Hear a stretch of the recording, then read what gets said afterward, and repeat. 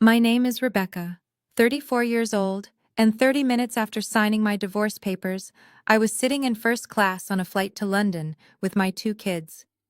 I had willingly surrendered a $5 million estate and a lucrative company to my ex-husband. Meanwhile, his entire family of 6 was crammed into a VIP maternity clinic waiting room, eagerly anticipating the ultrasound of his young mistress. They thought they had won. They thought they had discarded the worthless wife to make room for a superior bloodline. What they did not know was that the doctor was about to reveal a biological impossibility that would shatter their reality, and my signature on those divorce papers had just activated a financial time bomb that would leave them with $12 million in toxic debt. Before I continue this story, let me know where you are watching from in the comments below. Hit like and subscribe if you have ever had to outsmart a toxic family and walked away while they destroyed themselves. The echo of my heels on the marble floor of the Boston County Courthouse sounded like a ticking clock. The air was thick with the smell of old paper and the arrogant cologne my ex-husband David always overused. We had just stepped out of the mediation room. I was adjusting the collar of my trench coat when a hand shot out and aggressively snatched the leather key fob right out of my fingers. It was Shirley, my mother-in-law. Her perfectly manicured claws gripped the Porsche keys like a trophy. She looked me up and down with that familiar sneer she had perfected over 8 years. "Thank you for finally returning this to its rightful owner," she said, her voice echoing off the high ceilings. "Madison needs a safe, spacious vehicle to carry the real heir of this family. Not like those frail little twins of yours. A real boy needs room to grow." I looked at Shirley. Her designer suit was paid for by a supplementary credit card tied directly to my hidden corporate trust, a trust she thought belonged to her precious son. I did not blink. I did not cry. I simply let my hands fall to my sides. For 8 years I had listened to her call my 7-year-old twins, Leo and Mia, weak and defective because they were born premature. I had swallowed her insults to keep the peace. But today the peace was officially over. "You can keep the car, Shirley," I said, my voice completely devoid of emotion. "Make sure David updates the insurance," she scoffed, tossing her hair back. "Oh, we will. David is finally taking control of his life and his assets. You thought you could trap him with those sickly kids, but true genetics always win out. Madison is carrying a strong boy." David walked up behind his mother, adjusting the cuffs of his bespoke suit. He was 36, handsome in a superficial way, and completely convinced of his own genius. He flashed me the same arrogant smile he used to close real estate deals I had secretly structured and audited for him behind the scenes. "You know, Rebecca, you are taking this a lot better than I expected," he said, leaning against the marble pillar. "I thought you would put up more of a fight for the house. But I guess even you realize that a $5 million mansion is too much for a single mother with a mediocre accounting job to maintain." I kept my expression entirely blank. David actually believed he was a self-made CEO. He believed his luxury real estate brokerage was thriving because of his networking skills. He had absolutely no idea that as a forensic accountant and corporate liquidator, I was the one who had built the shell companies, managed the debt ratios, and kept the IRS from swallowing him whole. I just stared at him. "The house requires a lot of upkeep, David. I hope you and Madison enjoy the master bedroom. Make sure you check the plumbing in the guest wing." He laughed loudly, drawing the attention of a passing security guard. "Oh, we will not be using the guest wing. Madison is turning that into a Pilates studio, and honestly, it is generous of me not to ask for child support from you. I am letting you walk away clean. No alimony, no division of my company. You keep your little 401k and I keep the empire. It is the fairest deal you could have asked for." My father-in-law, Richard, stepped forward. He was a large, imposing man who had always treated me like an employee rather than a daughter-in-law. He patted David on the shoulder heavily. "The boy built a dynasty, Rebecca. It is only right that it stays in the family name. You were always just managing the books. You never had the stomach for real business." Now he has a woman who supports his vision, and a real son on the way to inherit it all. Brenda, my 38-year-old sister-in-law, flanked him. She was holding a brand-new Hermes bag, swinging it carelessly as she glared at me. "You really should have dressed better for court," Brenda muttered, looking at my simple black trench coat. "You always look so corporate, so stiff."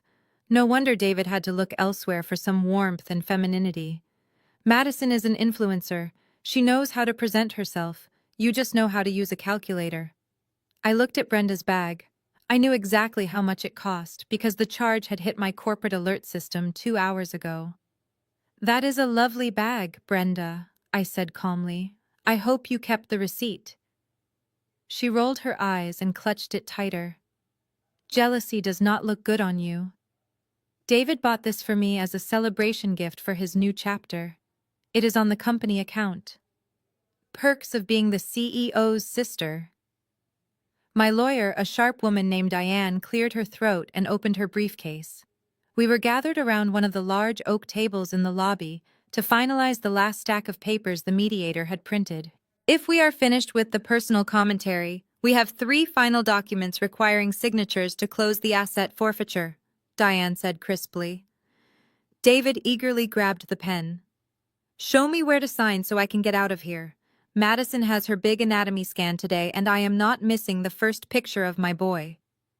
Diane slid the first 2 pages across the table. "These are the waivers of alimony, and the transfer of the primary residence deed solely to your name."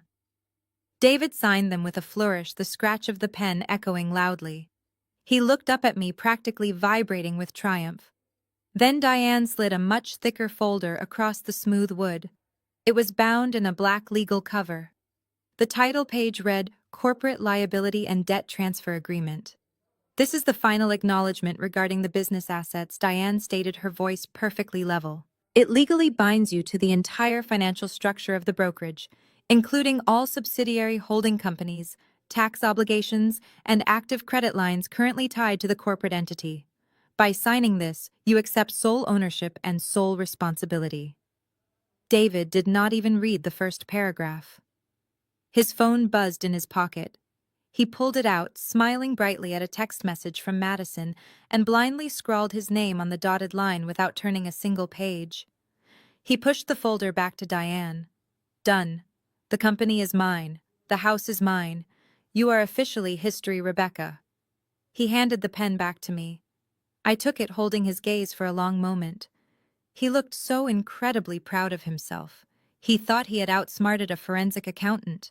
He thought he had taken everything from me. He had no idea that he had just legally assumed $12 million in hidden corporate debt, toxic assets, and fraudulent loans he did not even know existed because he never bothered to read the financial reports I prepared for him. I signed my name at the bottom of the acknowledgement, relinquishing my legal ties to the radioactive disaster I had carefully engineered over the last 6 months. "It is all yours, David," I said smoothly. "Every single cent." Shirley clapped her hands together. "Finally, now we can go to the clinic and focus on the future of this family. Come along, David. Jamal is waiting for us with Brenda's car." Ah, Jamal. My 40-year-old brother-in-law, the African-American architect who married Brenda. He was the only person in that family with an actual work ethic, and the only one David had secretly used as a pawn. I knew Jamal was standing outside by the cars, completely unaware that his name had been forged on a $2 million loan document. I would deal with Jamal very soon. I turned and walked away toward the heavy glass doors of the courthouse. I did not look back. I did not say goodbye. I pushed through the doors into the crisp Boston air and stepped directly into the black SUV my driver had waiting at the curb. There were no tears. There was no heartbreak. Only the cold, calculated precision of a woman who had just locked her enemies inside a burning building and handed them the only key. "Drive to Logan International Airport," I told the driver. "It is time to go." The leather seats of the SUV were cool against my back. I watched the courthouse shrink in the rearview mirror, feeling a profound sense of lightness. I had spent 8 years carrying the weight of David's fragile ego and his family's insatiable greed. Now they were on their own. The drive to Logan International Airport was swift. My driver pulled up to the VIP terminal, where a concierge was already waiting to escort me to the British Airways first-class lounge. My twins Leo and Mia were safely with my trusted nanny, having flown out to London 2 days prior, under the guise of a summer educational camp. David had not even noticed their absence. He was too busy picking out nursery colors for Madison. Inside the serene wood-paneled lounge, I ordered a black coffee and opened my laptop. It was time to initiate the liquidation protocols. I logged into the secure server of the holding company I had created. This company was the invisible shield protecting David's real estate brokerage from the massive debts he had accumulated through his reckless spending. With a few keystrokes, I severed the holding company from the brokerage. Instantly, the financial dam broke. The $12 million in toxic debt, previously masked by my accounting structures, flooded directly into David's personal and business accounts. He was now solely liable for every single penny. I had barely taken my first sip of coffee when my phone lit up. The screen displayed an incoming text from Brenda. The timing was almost poetic. She was currently at a luxury boutique trying to purchase the matching wallet for her new Hermes bag. The text read, "Rebecca, my platinum card just declined. The cashier said the account is frozen. Fix this right now. I am not standing here looking like a fool." I smiled, setting my coffee cup down. I typed my reply with steady fingers. Brenda, that card was linked to the corporate trust fund. The trust was dissolved at 9 o'clock this morning per the divorce settlement. Please direct all financial inquiries to the new sole owner of the company, David. Almost immediately my phone started vibrating wildly. It was Brenda calling. I let it ring twice before answering, keeping my voice perfectly pleasant. "Brenda, I am at the airport. Is there a problem?" Her voice was shrill, echoing with panic and outrage. "What do you mean the trust is dissolved? I am standing at the register, and they are looking at me like I am a criminal. Unfreeze the account right now. David said everything is fine, and we are richer than ever." I leaned back in my chair, watching planes take off through the floor-to-ceiling windows. "David is mistaken," I said calmly. "He signed the final liability transfer an hour ago. He chose to take full ownership of the brokerage. By doing so, he also assumed all the corporate debt. The credit lines you have been using for years were in my name under my holding company. I just closed them." "But that is impossible," Brenda shrieked. "You are just a bean counter. David built this empire. He is the CEO. You are just being a bitter, jealous ex-wife because he found someone younger and prettier. Tell the bank to turn my card back on, or I swear I will sue you." I let out a soft laugh. "You cannot sue someone for closing their own bank account, Brenda. And as for David building the empire, you might want to ask him why the IRS has been auditing the firm for the last 6 months. Or better yet, ask him how he plans to pay the minimum balances on the company credit cards now that my cash flow is gone." There was a dead silence on the other end of the line. I could hear the faint sound of the boutique cashier asking if Brenda had another form of payment. Brenda stammered, "What IRS audit?" David never mentioned an audit. "Of course he did not," I replied smoothly. "He was too busy buying a $5 million mansion for his mistress. A mansion that, by the way, has a balloon mortgage payment due in exactly 3 days. A payment he can no longer make. Enjoy your shopping trip, Brenda. Do not contact me again." I ended the call and permanently blocked her number. The first domino had officially fallen. By the time I boarded my flight, the rest of the family would start feeling the tremors. David's illusion of immense wealth was completely evaporating in real time right before his eyes. He was completely oblivious, sitting comfortably inside an expensive private maternity clinic VIP waiting room, waiting for an ultrasound that would destroy whatever was left of his massive, fragile pride. My phone buzzed again, vibrating against the tray table in first class. This time it was a text from David. "Rebecca, what did you do to the accounts?" The bank says my primary business ledger is frozen. Undo whatever glitch you caused. I have to pay for Madison's VIP package in 20 minutes. I typed back slowly. There is no glitch, David. You signed the debt transfer agreement. You own the company and its $12 million in liabilities. My holding company no longer covers your margins. David's reply was instant. You are insane. My company is highly profitable. Your company has operated at a loss for 4 years, I replied. I kept it afloat. Good luck with the IRS audit. Before the screen went dark, another call came through. Jamal. I picked it up. Rebecca Jamal's deep voice was strained, breathless. IRS agents just walked onto my construction site. They are talking about a $2 million tax lien on the downtown condo project, the one David and I supposedly partnered on. But I never signed those final loan documents. What is going on? Listen to me carefully, Jamal, I said, my tone dead serious. David forged your signature. He did what Jamal gasped. He needed liquid cash to buy Madison's $5 million house, I explained. He forged your name on the commercial loan to bypass my financial safeguards. I have the digital paper trail. I just sent the entire encrypted file to your personal email. Jamal was silent. I could hear the heavy machinery of the construction site in the background, contrasting with the absolute stillness of his realization. They set me up. Jamal finally whispered, his voice turning ice cold. Richard and David, they always treated me like an outsider, but I never thought they would use me as a financial human shield. They did, I confirmed. You need to hire a defense attorney right now.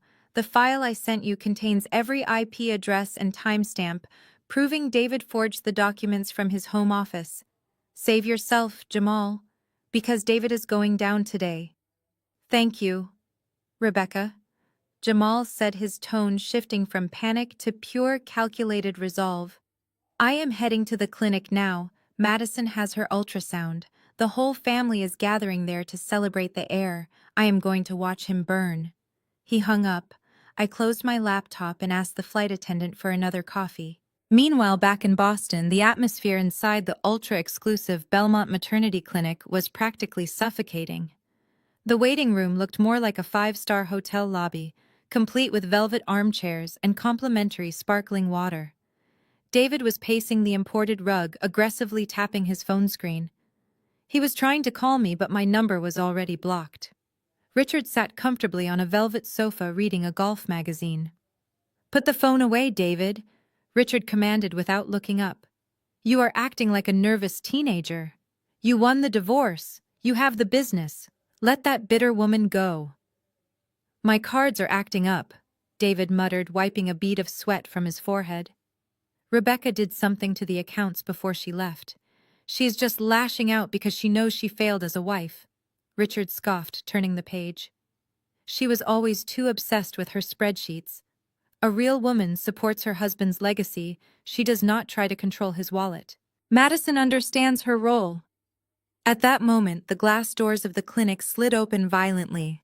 Brenda stormed in, her face flushed red with rage.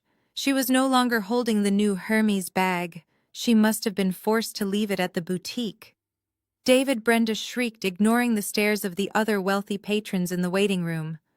My card declined. The cashier cut it up right in front of me. Keep your voice down, Brenda, David hissed, grabbing her arm and pulling her into the corner. It is just a banking error. The asset transfer from the divorce is probably causing a temporary freeze. Rebecca told me you assumed all the debt. Brenda yelled, her voice echoing off the marble walls. She said the trust is gone. She is lying, David snapped, though his eyes darted nervously around the room. I am the CEO. I own everything. Do you honestly think an accountant could outsmart me? Before Brenda could argue, the receptionist called out with a polite, overly rehearsed smile. Mr. Vance, we are ready for your payment for the VIP birthing suite package. It will be $15,000. David swallowed hard. He pulled his heavy metal black card from his wallet and placed it on the marble counter. The receptionist swiped the card. The machine beeped a sharp, unpleasant sound. "Declined," she said simply. David stared at the small digital screen on the credit card terminal, as if it had just insulted him in a foreign language. "Run it again," he demanded, his voice dropping an octave to hide his rising panic. "The machine must be broken." The receptionist maintained her tight, practiced smile. "Sir, I have run it twice. The terminal is communicating perfectly with your bank. The account has been frozen by the issuer." David quickly pulled out his personal gold card and slapped it onto the marble counter. "Use this one, and add a $500 tip for the inconvenience." She swiped the gold card. Beep. Declined. The silence in the waiting room was suddenly deafening. The other wealthy couples sitting in the velvet armchairs were no longer pretending to read their magazines. They were actively watching the so-called real estate tycoon fail to pay for a basic medical package. Brenda let out a dramatic gasp, gripping her brother's arm. "David, what is happening? My Hermes purchase was blocked and now your cards are bouncing. Tell me Rebecca is just playing a temporary trick." For the first time since he swaggered into the courthouse that morning, a cold spike of genuine terror pierced David's chest. His mind flashed back to the large oak table in the lobby. He remembered Rebecca's lawyer Diane sliding that impossibly thick folder across the table. Corporate liability and debt transfer agreement. He had not read a single page. He had been too busy texting Madison about nursery paint colors. He had blindly signed his name, assuming he was taking control of a multi-million-dollar cash cow. But Rebecca was a forensic accountant. She did not build companies to lose money, unless she wanted them to. The sickening realization washed over him. The company never had any liquid cash. The mansions, the luxury cars, the private flights, they were all financed through a complex web of corporate debt that Rebecca had meticulously managed and leveraged. And by signing that folder, he had legally absolved her of all of it and strapped the entire $12 million anchor around his own neck. While David stood paralyzed at the front desk, Jamal stepped away from the family circle. He walked quietly down the pristine hallway toward the restrooms, pulling his phone from his jacket pocket. His hands were no longer shaking. The panic from the morning had crystallized into pure, focused anger. He dialed his defense attorney. "I have the proof," Jamal said, his voice low and steady. "I just forwarded you an encrypted file. It contains the IP logs and timestamps proving David forged my signature on the $2 million commercial loan for that downtown condo project." Jamal listened to his lawyer for a moment, then nodded. "Yes, I am sure. Throw him to the wolves." Jamal hung up and immediately dialed a second number. This was the direct line to the federal IRS agent who had shown up at his construction site hours earlier. "Agent Miller, this is Jamal. I have state evidence against David Vance regarding the fraudulent tax liens and forged loan documents. He is currently at the Belmont maternity clinic on the 3rd floor. I suggest you get here quickly before he realizes the walls are closing in." Jamal slipped his phone back into his pocket and walked back to the waiting room, his expression perfectly neutral. Back at the front desk, Richard had stepped forward, his face flushed with embarrassment. He pulled out a worn leather checkbook. "I will cover the $15,000, he grumbled, shoving David aside. "This is humiliating, David. Fix your banking issues before you embarrass this family any further." Before Richard could write the check, a nurse in spotless blue scrubs pushed open the double doors leading to the medical wing. "Madison Vance, we are ready for you in the VIP ultrasound suite." Madison, who had been sitting quietly on the sofa pretending not to notice the financial meltdown happening 10 feet away, instantly perked up. She smoothed down her designer maternity dress and walked toward the doors with an arrogant sway. "Come on, David," she called out sweetly. "It is time to see our perfect little boy." David swallowed the bile rising in his throat. He forced a smile, practically sprinting away from the receptionist's desk to follow his mistress. Richard, Shirley, Brenda, and Jamal followed closely behind. The clinic staff ushered the entire group into a massive, softly lit examination room, equipped with a large, flat-screen monitor on the wall. David wiped his sweaty palms on his expensive trousers. He told himself everything would be fine. Once he saw his son, he would figure out the money. He would force Rebecca to undo the trap. He was still the CEO. Right. The heavy oak door of the VIP suite clicked shut, sealing them inside the dimly lit room. The scent of lavender and clinical antiseptic hung in the cool air. Madison hoisted herself onto the examination table, adjusting her designer gown so her perfectly round belly was on display. Shirley rushed to her side, clasping Madison's hand with tears of anticipated joy glistening. Richard stood tall behind them, puffing his chest out as if he had personally engineered the child. Jamal leaned silently against the back wall, his arms crossed over his chest, his eyes locked on David. David stood near the head of the bed, his earlier financial panic temporarily masked by the sheer arrogance of the moment. He looked at the flat-screen monitor on the wall, ready to see proof of his virility. The clinic's lead genetic specialist, Dr. Aries, walked into the room, carrying a sleek silver tablet. He was a distinguished man in his late 50s, known for handling exclusive clientele. "Good afternoon, everyone."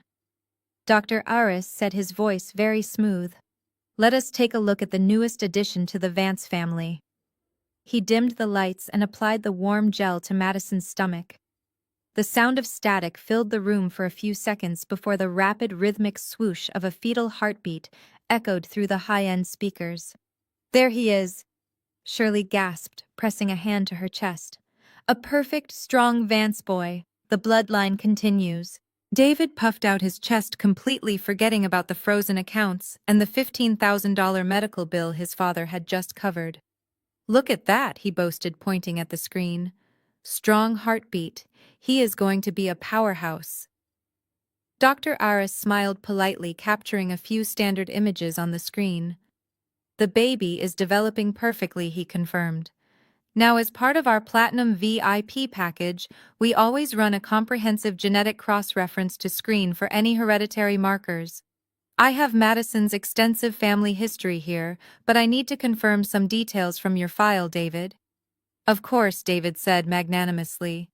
"Perfect genes on my side. No history of anything serious." Dr. Aris tapped his tablet, his brow furrowing slightly as he scrolled through a newly downloaded medical file. "I requested your complete medical history from the Central Boston Hospital Network to ensure our genetic screening is absolutely accurate. I am looking at a file from 2018. You were screened as a potential bone marrow donor for a distant relative, correct?" David waved his hand dismissively. "Yes, a cousin. I was not a match. Why does that matter now?" Dr. Aris stopped scrolling. He looked up from his tablet, his professional demeanor shifting into a state of profound medical confusion.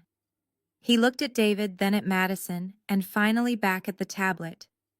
Because David, that specific bone marrow screening included a comprehensive chromosomal and fertility panel. It is standard procedure for adult male donors.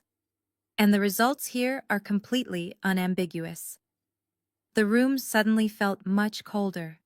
The rhythmic swoosh of the baby's heartbeat continued to play, but the joyful atmosphere instantly evaporated. "What are you talking about?" Richard demanded, his booming voice echoing in the small room. "Is there a genetic defect?" "No," Dr. Aries said slowly, choosing his words with deliberate care. "There is no defect with the baby. The anomaly is with your son's file. David, this report states that you were diagnosed with permanent non-obstructive azoospermia." Madison blinked, her perfectly manicured fingers gripping the edge of the examination table. "What does that mean?" she asked, her voice trembling slightly. Dr. Aris looked directly at David, whose face had just drained of all color. "It means," Dr. Aris explained clearly, "that due to a severe testicular failure documented 8 years ago, you have a 0% sperm count. The condition is irreversible. It is medically and biologically impossible for you to father a child." The silence that followed was absolute. The only sound was the rapid heartbeat of a child that belonged to another man. "That is a lie," Shirley shrieked, breaking the silence like a pane of glass. "You are a quack. My son already has children. He has young twins with his ex-wife. We have the Vance bloodline walking around right now. Your machine is broken." Dr. Aris looked utterly bewildered. He tapped the screen again, double-checking the secure hospital database to ensure there was no administrative error. "Ma'am, I assure you medical records of this nature are rigorously verified, and they do not lie. If he has twins, I strongly suggest you look into their paternity immediately. Because according to these blood panels and genetic markers, this man has been completely sterile for nearly a decade. There is absolutely no room for debate." Shirley let out a sound that was half gasp and half scream. She lunged forward, her diamond bracelets clinking violently against the metal edge of the examination table. "You are incompetent," she yelled, her face turning an ugly shade of purple. "My son is a Vance. We do not have genetic failures in our family. I will have your medical license revoked for this slander." "Do you know who we are?" Dr. Aris did not flinch. He had dealt with wealthy, entitled families in denial before. He simply turned the tablet around so the entire room could see the brightly glowing screen. "Ma'am, I do not care who you are," he said, his voice dropping into a stern, authoritative register. "This is an official encrypted medical dossier from Massachusetts General Hospital. It bears the signature of the chief of urology. David's condition is absolute. He cannot produce children. Now I suggest you lower your voice in my clinic." Richard shoved past his wife, his heavy breathing filling the quiet room. He snatched the tablet from the doctor's hands, his eyes darting frantically across the medical jargon. He read the words, "non-obstructive as a spermia," out loud, stumbling over the pronunciation. He looked at David. David was leaning heavily against the medical supply cabinet, his mouth opening and closing, completely devoid of his usual arrogance. His silence was the most damning confession of all. "David." Richard barked, the veins in his thick neck bulging. "Tell me this is a mistake. Tell me Rebecca tampered with these files. She is a computer person, she could have hacked this. Tell me right now." David could not speak. The walls of his meticulously constructed 8-year lie were collapsing entirely. Jamal pushed himself off the back wall. His heavy work boots thumped loudly against the pristine linoleum floor as he walked toward the center of the room. He reached into his jacket and pulled out his phone. "Rebecca did not hack anything," Richard Jamal said, his deep voice cutting through the panic like a blade. "The doctor is telling the exact truth, and I have the legal paperwork to prove it." Everyone turned to look at the African-American architect. Brenda, who had been standing frozen in shock, glared at her husband. "Jamal, what are you talking about?" she snapped. "Stay out of family business." "I am making it my business, Brenda," Jamal replied coldly. "Because your beloved brother here just tried to frame me for $2 million in tax fraud. So I think it is time we air out all the dirty laundry. Rebecca sent me a very interesting encrypted file an hour ago. It included the final page of the divorce settlement, the page David signed today without reading." Jamal tapped his screen and held it up. He began to read aloud, his voice booming with absolute authority. "Section 4, Clause B, full medical disclosure regarding the minor children, Leo and Mia Vance. The husband acknowledges that due to his diagnosed total infertility, both children were conceived via an anonymous sperm donor from the Boston Fertility Institute.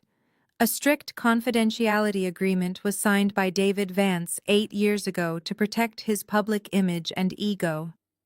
The words hung in the air, heavy and suffocating. "You lied to us," Shirley whispered, taking a stumbling step away from her son, as if he had suddenly caught a contagious disease. "For 8 years you let me insult those children. You let me call them weak, and you knew they were not yours. You knew you were broken." David finally found his voice, though it was a pathetic, trembling whine. "Mom, please, I had to. You and Dad expect so much. You wanted a dynasty. I could not tell you the truth. Madison, who had been sitting paralyzed on the examination table with the ultrasound gel still cooling on her stomach, suddenly let out a loud, panicked sob. "Oh my God!" she wailed, her hands flying to her face. "Oh my God! The baby!" Richard snapped his head toward the young mistress. His eyes were burning with a terrifying rage. "If my son is sterile," he growled, taking a menacing step toward the examination table, "then who is the father of that child?" Madison scrambled backward, pulling her designer gown down in a frantic, uncoordinated motion. "I did not know," she cried hysterically, tears ruining her expensive makeup. "David was always traveling for real estate. I was lonely. It was just one time with my Pilates instructor. I thought the timing meant it was David's." Shirley let out a feral shriek. "You little tramp!" she screamed, lunging across the room. She reached out, grabbing a fistful of Madison's blonde hair. The private clinic suite erupted into pure chaos. Richard clutched his chest, gasping for air. As my former father-in-law gasped for air and my mother-in-law violently wrestled Madison to the clinic floor, my phone buzzed in my hand, thousands of feet above the Atlantic Ocean. I was completely unaware of the physical brawl breaking out in Boston, but I knew exactly what was happening with the bank. It was a text from David. The timing was almost comical. He must have sent it right before the genetic specialist walked into the room, or perhaps he was hiding in the corner of the chaotic clinic while his family imploded. The message read, "Rebecca, the bank is telling me my primary business ledger is frozen. Undo whatever glitch you caused immediately. The clinic is demanding $15,000 for Madison's VIP package and my cards are bouncing." I took a slow sip of my sparkling water and typed my reply. "There is no glitch, David. You signed the debt transfer agreement. You own the company and its $12 million in liabilities. My holding company no longer covers your margins." His reply came through seconds later, the digital text practically screaming with panic and denial. "You are insane. My company is highly profitable. I am the CEO. I built this luxury real estate empire from the ground up. Tell the bank to release my funds right now before I call the police." I smiled at the sheer delusion of his words. He had lived in a fantasy world for so long that he actually believed his own lies. I typed back, "Your company has operated at a massive loss for 4 years. You never built an empire. You played the role of a wealthy broker while I kept the sinking ship afloat. Did you really think you were a business genius?" I continued typing, sending the messages in rapid succession so he could not interrupt the flow of his own destruction. "I am a forensic accountant, David. I know how to hide money, and more importantly, I know how to hide debt. For 8 years, you spent millions on luxury cars, private jets, and bespoke suits to impress your clients and feed your massive ego. You bought a $5 million mansion for your mistress. None of that was actual profit. It was all financed through high-interest commercial loans that I strategically buried under my secondary holding company." David's response was desperate and frantic. "Stop lying." The corporate accounts had $8 million in liquid cash yesterday. I saw the bank statements with my own eyes. I replied with cold precision, "You saw the statements for my holding company. A company that was permanently severed from your brokerage the second the judge stamped our divorce decree this morning. When you eagerly signed that thick black folder without reading a single page, you legally separated our assets. I kept the holding company and the cash. You kept the brokerage and every single cent of the debt." There was a long pause. I could easily imagine the blood draining from his face as the reality of his situation finally set in. He was realizing that his entire life was a carefully constructed illusion funded by my intelligence. Then another text arrived. "You cannot do this. That is financial fraud. I will have my lawyers destroy you. I will take you to federal court." I laughed softly in the quiet first-class cabin, drawing a brief glance from the flight attendant. "You cannot sue someone for giving you exactly what you asked for," I replied. "You demanded full ownership of the business in the divorce. You bragged in the courthouse about taking everything from me without paying a dime in alimony. You signed the liability transfer willingly in front of a legal mediator. I simply gave you what you wanted. I typed the final nail into his financial coffin, making sure every word was razor sharp. You wanted to be the sole owner, David. Now you are. And as the sole owner, you are personally liable for the balloon mortgage payment on Madison's mansion, the outstanding balances on your family's luxury credit cards, and the massive tax penalties the IRS is currently auditing you for. Enjoy your empire. I hope your superior genetics can pay off $12 million in toxic debt, because I am officially retired from saving you. Do not text me again. I hit send and immediately blocked his personal number, his business number, and his email address. I closed my phone, leaned back into the plush leather seat, and looked out the window at the thick white clouds below. The financial execution was entirely complete. David was now a completely bankrupt man, standing in a clinic about to find out he was also sterile. He had spent years treating me like garbage. My moment of peace was interrupted by another incoming call. The caller ID flashed Jamal's name. I had been expecting this call since the moment my plane took off. I accepted the call and held the phone to my ear. Rebecca Jamal said, his deep voice entirely stripped of its usual calm demeanor. He sounded frantic, breathless, and completely terrified. I am standing in the hallway outside the clinic room. My site foreman just called me from the downtown commercial construction site. Slow down, Jamal, I said smoothly. Tell me exactly what your foreman said to you right now. Please. There are federal agents at my site, Jamal practically hissed, keeping his voice low so the nurses walking past him would not hear. Men in dark windbreakers with IRS printed on the back. They shut down the entire operation. They handed my foreman a federal warrant regarding a $2 million tax lien on the project.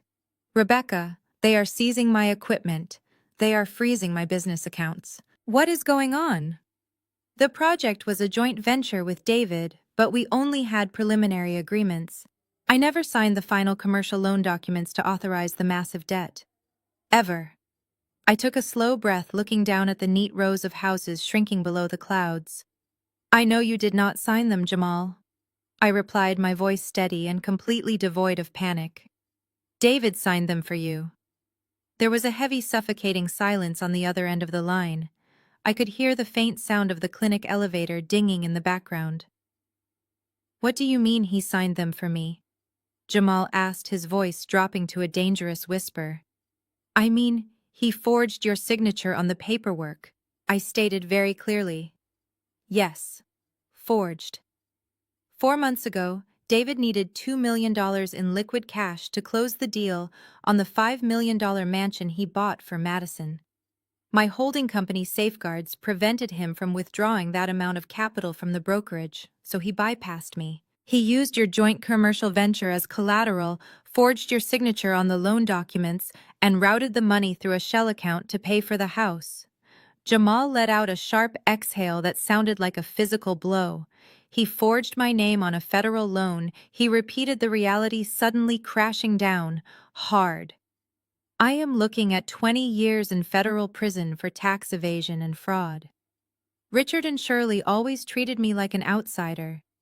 They always looked down on me because I actually work for a living. But I never thought David would use me as a human shield. They did not just use you, Jamal, I corrected him gently. They planned to let you take the fall if the brokerage ever went under. David thought he was a genius. He thought he covered his tracks. But he forgot that I am the one who audits his entire secure network. Daily. Rebecca, please. Jamal begged, the desperation in his voice breaking through his anger. I have a clean record. I built my architecture firm from the ground up. If the IRS pins this on me, I lose everything. My license, my business, my freedom. You are not going to lose anything, I reassured him. I knew this day would come. I triggered the IRS audit flag myself before I walked into the courthouse this morning. I wanted them to raid the site today while David was distracted. Check your personal email right now. I heard Jamal tapping his phone screen, anxiously. I sent you an encrypted file, I continued. It contains the entire digital paper trail. It has the exact IP addresses tracing back to David's home office router. It has time-stamped login credentials proving he accessed the loan portal. It even has the metadata from the forged digital signatures. It proves beyond any reasonable doubt that you had absolutely zero involvement in the transaction. I heard Jamal let out a shaky breath as he opened the file. I see it, he whispered. You documented everything for me. Take that file, I instructed firmly. Call your defense attorney immediately today. Now. Then call the lead IRS agent at your site. Turn state evidence against David. Hand them the entire file and tell them exactly where David is right now. Do not hesitate, Jamal. Do not let Brenda or Shirley talk you out of it. Save yourself. The panic in Jamal's voice completely vanished. It was instantly replaced by a cold, calculated rage, a rage I understood perfectly. Thank you, Rebecca. Jamal said, his tone lethal and precise. I am standing outside the ultrasound room right now. I am going to call my lawyer and watch his entire world finally burn down. I ended the call with Jamal and stared out the window of the airplane, knowing the fuse was lit. Back in the brightly lit hallway of the Belmont maternity clinic, Jamal lowered his phone from his ear. His breathing, which had been frantic just moments before, was now slow and dangerously measured. He leaned his broad shoulders against the cool plaster wall and opened the encrypted folder I had sent him. The screen illuminated his face as he scrolled through the digital evidence. It was all there exactly as I had promised. He saw the scanned commercial loan documents bearing a perfect digital forgery of his signature.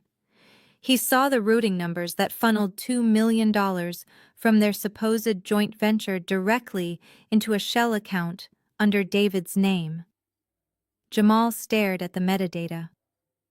IP addresses traced directly to the router in David's home office. Timestamps showing the transactions occurred at 2 in the morning while Jamal had been asleep in his own bed next to Brenda. The sheer audacity of it made Jamal's stomach turn. For years he had endured the subtle disrespect from Richard and Shirley. They had always treated him as an outsider, a charity case they had generously allowed into their wealthy family. They dismissed his architectural degree from Cornell, calling him a simple contractor. David had paraded him around at golf clubs to appear progressive, only to secretly use his clean background and legitimate business as a dumping ground for federal tax fraud. They had fully intended to let a hard-working African-American man take the fall for a massive white-collar crime, knowing the justice system would show no mercy. The realization hit him like ice water. Jamal did not hesitate another second. He opened his contacts and dialed his corporate defense attorney, a ruthless litigator named Gibson. Gibson answered on the second ring. Jamal spoke quietly, but with absolute authority. Gibson, the IRS, just raided my downtown commercial site. They are claiming a $2 million tax lien based on a fraudulent loan. I am sending you a secure file right now. It contains indisputable proof that David forged my signature and routed the funds to his personal accounts. My former sister-in-law, who handled their forensic accounting, provided the entire digital paper trail. There was a brief pause on the other end as Gibson received and opened the file. The sound of rapid clicking echoed over the line. Within seconds, Gibson let out a low whistle. Jamal, this is a gold mine, the attorney said, his voice sharp with professional excitement. These timestamps and IP logs are bulletproof. The metadata on the forged signature is completely isolated to David's personal network. He left digital fingerprints everywhere. You are entirely clear, but we need to act aggressively to secure your immunity before the feds try to freeze your personal assets. Do you have the name of the lead agent at your site? Jamal pulled up the text his foreman sent earlier. Agent Davis. Call him right now, Gibson instructed. Tell him you are turning state evidence against the primary target. Offer him the complete forensic accounting records, proving wire fraud, tax evasion, and forgery on a silver platter. Jamal dialed the federal field office number his foreman provided and asked for Agent Davis. When the gruff voice came on the line, Jamal did not mince words. Agent Davis, my name is Jamal. You are raiding my site for a debt I did not authorize. The man you actually want is my brother-in-law, David. He forged my signature on those commercial loans to bypass his corporate security measures. I have the complete digital dossier proving his guilt, including the IP addresses and routing numbers for the stolen funds. Agent Davis went completely silent for a moment. You have the IP logs proving the forgery, the agent asked, his tone shifting from hostile to highly interested. Yes, Jamal replied coldly. And I know exactly where he is right now. He is currently standing in the VIP waiting room of the Belmont Maternity Clinic on the 3rd floor. His accounts were just frozen this morning due to a divorce settlement, which makes him a massive flight risk. If you want him, come get him before he realizes the walls have closed in. I will hand the evidence directly to you. Excellent, Agent Davis replied. Keep him there. We are 10 minutes away. Jamal ended the call and slipped the heavy phone into his jacket pocket. He took a slow, deep breath, carefully smoothing the lapels of his custom-tailored suit. The overwhelming panic was entirely gone, replaced by absolute clarity. He walked calmly back down the clinic hallway toward the crowded waiting room, fully prepared to watch David fall apart, completely and permanently. To fully understand the absolute magnitude of David's impending destruction, you have to picture the scene inside the VIP waiting room of the Belmont Maternity Clinic just an hour before everything imploded. Jamal later described the entire sickening display to me in perfect detail. The clinic was the most exclusive facility in Boston. The waiting area looked more like the penthouse lobby of a 5-star hotel than a medical office. There were plush velvet sectionals, imported silk rugs, and a private concierge desk. David had commandeered the largest seating area right in the center of the room. He was sitting with his legs crossed, sipping imported sparkling water, acting as though he had just conquered the entire world. Madison was sprawled out on the velvet sofa next to him, wearing a skin-tight designer maternity dress that left nothing to the imagination. She was already fully embracing her role as the new matriarch of the Vance Empire. Despite being perfectly healthy, she was treating the highly trained medical staff like her personal servants. She snapped her manicured fingers at a passing nurse, loudly complaining that her sparkling water was too cold and demanding they bring her a room-temperature bottle with exactly 3 slices of organic lemon. The nurse offered a tight professional smile and hurried away to fulfill the ridiculous request. Madison leaned back against the cushions, sighing dramatically. It is so exhausting dealing with incompetent people, she whined, resting her hand on her perfectly round belly. David reached over and kissed her cheek, beaming with pride. You just relax, baby, David cooed loudly, making sure the other wealthy patrons in the waiting room could hear him. Only the best for the mother of the true Vance heir. My ex-wife used to apologize to the waiters when they got our orders wrong. It was embarrassing. You actually know how to command respect. Shirley, sitting directly across from them, clapped her hands together in delight. She looked at Madison as if the young girl had single-handedly saved their family from ruin. You are exactly what this family needed, Madison, Shirley gushed, adjusting her diamond necklace. Rebecca was always so cold and corporate. She never understood the social requirements of our class. She just hid behind her spreadsheets. But you have style, you have presence, and most importantly, you are giving us a strong, healthy boy. Richard nodded in agreement, leaning forward on his silver-tipped cane. He looked at his son with an expression of deep masculine approval that David had spent his entire life desperately craving. You played this perfectly. David, Richard boomed his voice, carrying across the quiet room. I have to admit, I was worried when you told me you were divorcing the accountant. I thought she would try to take half the brokerage or demand a massive alimony payout. But you completely outsmarted her. You walked away with the business intact and the $5 million house. David chuckled, a smug, self-satisfied sound that made Jamal, who was sitting quietly in the corner, clench his jaw. It was easy, Dad, David boasted, waving his hand dismissively. Rebecca thinks she is so smart because she can read a tax ledger, but she has 0 street smarts. I intimidated her in that mediation room. I told her I would drag the custody battle out for years if she did not sign the asset forfeiture. She folded immediately.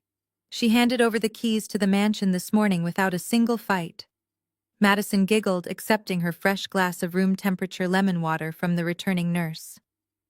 I cannot wait to redecorate that house, she said eagerly. The guest wing is way too gloomy.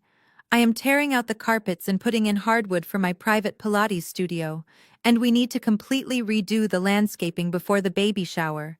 Whatever you want, it is yours, David promised grandly, pulling out his heavy metal black card and tapping it against his knee. The company is having its most profitable quarter in history. We have millions in liquid capital just sitting in the trust. I am the sole owner now. No more of Rebecca's restrictive budgets, no more nagging about overhead costs. We are going to expand the brokerage, buy a summer house in the Hamptons, and throw the biggest baby shower this city has ever seen. Jamal sat silently in his chair, listening to this breathtaking cascade of lies. He knew the truth. He watched David confidently tap that black card, the very same card that was about to decline at the front desk. Observing David's blinding arrogance, Jamal felt the last remaining shreds of familial loyalty completely evaporate. The stage was perfectly set for total destruction. David was oblivious. His downfall approached fast. The moment David paused his boasting to take a sip of his sparkling water, Shirley seized the opportunity to take center stage. She shifted her designer handbag onto her lap and leaned forward, her eyes locked onto Madison with a terrifying intensity of adoration. You know, Madison? Shirley began, her voice intentionally loud enough to carry across the entire VIP lobby. I was just thinking about how different this pregnancy feels compared to when David was married to Rebecca. It is like night and day. Honestly, the difference is absolutely staggering. Madison offered a sickly sweet smile, soaking up the praise. How so? Shirley Madison asked, pretending to be innocent. Well, for starters, look at you, Shirley exclaimed, gesturing grandly toward Madison's stomach. You are radiant. You are carrying a true Vance air, and your body is handling it perfectly. When Rebecca was pregnant with those twins, it was a constant disaster. She was always exhausted, always complaining about the strain. And then, of course, they were born premature. Leo and Mia. So tiny and weak. I remember looking at them in the incubator and thinking, this is what happens when you dilute a strong bloodline with mediocre genetics. Jamal sat rigidly in his velvet armchair. He kept his eyes glued to the glowing screen of his smartphone, scrolling through the encrypted IRS documents I had sent him. The stark black text detailing David's massive wire fraud reflected in Jamal's dark eyes. He could hear every poisonous word Shirley was saying, and it made the bile rise heavily in his throat. Shirley was entirely oblivious to the federal doom sitting just 5 feet away from her. She continued her monologue, waving her manicured hand in the air. We are a family of builders, Madison. Vances are strong, resilient, and destined for greatness. David's father built a fortune, and David expanded it into an empire. But Rebecca's genes were just weak. I always told Richard that she was a bad investment. Those twins have asthma allergies, and they are so terribly shy. They do not have the alpha presence required to run a real estate dynasty. But this boy, Shirley cooed, reaching over to pat Madison's knee. This boy is going to be a titan. He has the pure Vance bloodline running through his veins. Richard nodded solemnly from his seat. Exactly right, Shirley. A man needs a true successor, someone who looks like him and shares his natural ambition. I never felt that connection with Leo. The boy prefers reading over sports. It is unnatural for a Vance, but this new baby will inherit everything. We will mold him properly from day one. David puffed out his chest, looking incredibly proud of his father's validation. Thanks, Dad. I am already setting up a new trust fund exclusively for him. I am putting $1 million in liquid capital into the account by the end of the month. Rebecca tried to lock up the assets, but now that I have sole control of the brokerage, I can allocate funds however I want. My son is going to have the world handed to him on a silver platter. In the corner, Jamal clenched his jaw so hard his teeth ached. $1 million in liquid capital. The sheer audacity of David's lies was staggering. Jamal looked back down at the digital evidence on his phone. The documents proved that David did not even have the money to pay his own utility bills, let alone fund $1 million trust. David had forged Jamal's signature to steal $2 million just to keep up appearances, and here he was bragging about a fake fortune while his mother ruthlessly insulted two innocent 7-year-old children. Brenda chimed in, tossing her hair over her shoulder. I am just glad we do not have to pretend to like Rebecca anymore. She always acted so superior just because she had a corporate job. She had no style, no grace. You are going to be such a better mother, Madison. You actually care about appearances and family values. Family values. The phrase echoed in Jamal's mind like a sick joke. He locked his phone screen and slipped it into his jacket pocket. He looked at his wife, his mother-in-law, his father-in-law, and the golden child, David. They were a circle of vipers feeding each other lies and vanity, completely blind to the $12 million anvil falling straight toward their heads. I cannot wait to see his face on the ultrasound. Shirley sighed dramatically, clasping her hands together in eager anticipation of the impending appointment. I just know he is going to have David's strong jawline. Pure perfection. Jamal remained completely silent, patiently counting the exact seconds until the entire facade completely shattered. The wait for his downfall was incredibly short indeed. Just as Shirley finished her sickening monologue about pure bloodlines and superior genetics, a sharply dressed clinic administrator approached their seating area. Her name tag read Eleanor, and she carried a sleek silver iPad and a mobile payment terminal. She possessed that specific brand of icy, calculated politeness reserved entirely for handling high-net-worth individuals. Good afternoon, Mr. Vance. Eleanor said, her voice perfectly modulated so as not to disturb the quiet ambiance of the VIP lobby. Dr. Eris is reviewing Madison's charts now, and the private suite is being prepared. Before we escort you back, I just need to process the payment for the platinum birthing and genetic screening package. The total comes to $15,000. Of course, David replied smoothly, not missing a beat. He stood up, adjusting his bespoke suit jacket, eager to play the role of the limitless billionaire in front of his new mistress and adoring parents. He reached into his designer wallet, extracted a heavy matte black credit card, and tossed it onto Eleanor's silver tray, making a solid metallic clink. Take care of it, Eleanor, David boasted, flashing an arrogant smile toward Madison. And add a $1,000 gratuity for the nursing staff. Madison deserves the best care today. Oh, David, you are so generous, Madison cooed from the velvet sofa, batting her eyelashes. Shirley beamed with maternal pride, while Richard offered a slow, approving nod. Eleanor maintained her tight smile. Thank you, sir. She picked up the black card and inserted the chip into her mobile terminal. The machine processed for a few seconds. Then a sharp, unpleasant beep pierced the quiet atmosphere of the waiting room. A red light flashed across the top of the terminal. Eleanor frowned slightly, looking down. I am sorry, Mr. Vance, but this card has been declined. David laughed, a loud, condescending sound that echoed uncomfortably off the marble walls. That is impossible. There is no limit on that account. Your machine must be experiencing a network error. Try swiping the magnetic strip. Eleanor smoothly swiped the card. The terminal beeped again. Red light. It is not a network error, sir, she stated, her voice dropping a fraction of an octave. The terminal is communicating perfectly with your bank.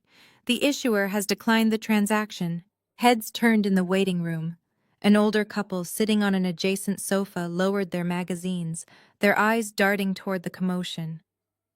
In the hyper-exclusive world of the Boston elite, a declined credit card was the ultimate social faux pas. David felt a sudden prickle of heat spread across the back of his neck. He quickly reached into his wallet again, pulling out a solid gold corporate card. Fine, just use the business account. The bank is probably just flagging the black card for fraud protection. Run this one. Eleanor accepted the gold card and inserted it into the terminal. The silence in the room stretched out agonizing and thick. The machine processed. Beep, red light. "I am afraid this one is also declining," Mr. Vance, Eleanor said. Her professional warmth was gone, replaced by cold efficiency. "The error code specifies the account has been frozen by the issuing bank." "What do you mean, frozen?" David snapped, his voice rising. His carefully constructed facade was cracking. "That is my primary corporate ledger. There are millions in that account." "Run it again." "Sir, I cannot run it again," Eleanor replied firmly, taking a step back. "The bank has placed a hard lock on the card. Do you have another form of payment, or should we reschedule Madison's ultrasound?" The suggestion of rescheduling hit David like a physical blow. Shirley gasped, clutching her pearls. "Reschedule," she shrieked, shrill and indignant. "We will do no such thing. My son is a CEO. You are embarrassing him over a computer glitch." Madison shrank back into the velvet cushions, her cheeks burning bright red as she noticed patients staring openly. "David, fix this," she whispered fiercely. "People are looking at us." David was sweating profusely. His hands shook as he emptied his wallet, producing 2 more platinum cards. He shoved them at Eleanor. "Take both. Split the charge. Just get the payment through." Eleanor systematically ran the 3rd card. Declined. She ran the 4th card. Declined. The mobile terminal beeped repeatedly, playing a mechanical chorus of absolute financial ruin. David stood completely frozen in the center of the lavish lobby, holding an empty designer wallet in his trembling hands. The devastating financial realization finally hit him like a massive, unstoppable freight train. Every single bank account legally tied to his very name was completely dead. I had warned him, but his massive, fragile ego had blinded him entirely to the fatal trap. David snapped out of his paralyzed state. He shoved the useless plastic cards back into his wallet and frantically pulled his phone from his pocket. He ignored the burning stares of the other patients in the lobby and the impatient sigh from Eleanor, the clinic administrator. He dialed the direct private concierge line for his primary corporate bank. This was a dedicated number reserved only for accounts holding over $5 million. He pressed the phone hard against his ear, waiting for the familiar, overly polite greeting of his personal wealth manager. Instead, the line clicked, and a cold, automated voice began to speak. "Welcome to the Federal Compliance Routing System. Please be advised that all assets, credit lines, and liquid funds tied to the Social Security number and corporate tax identification number associated with this account have been placed under a hard freeze.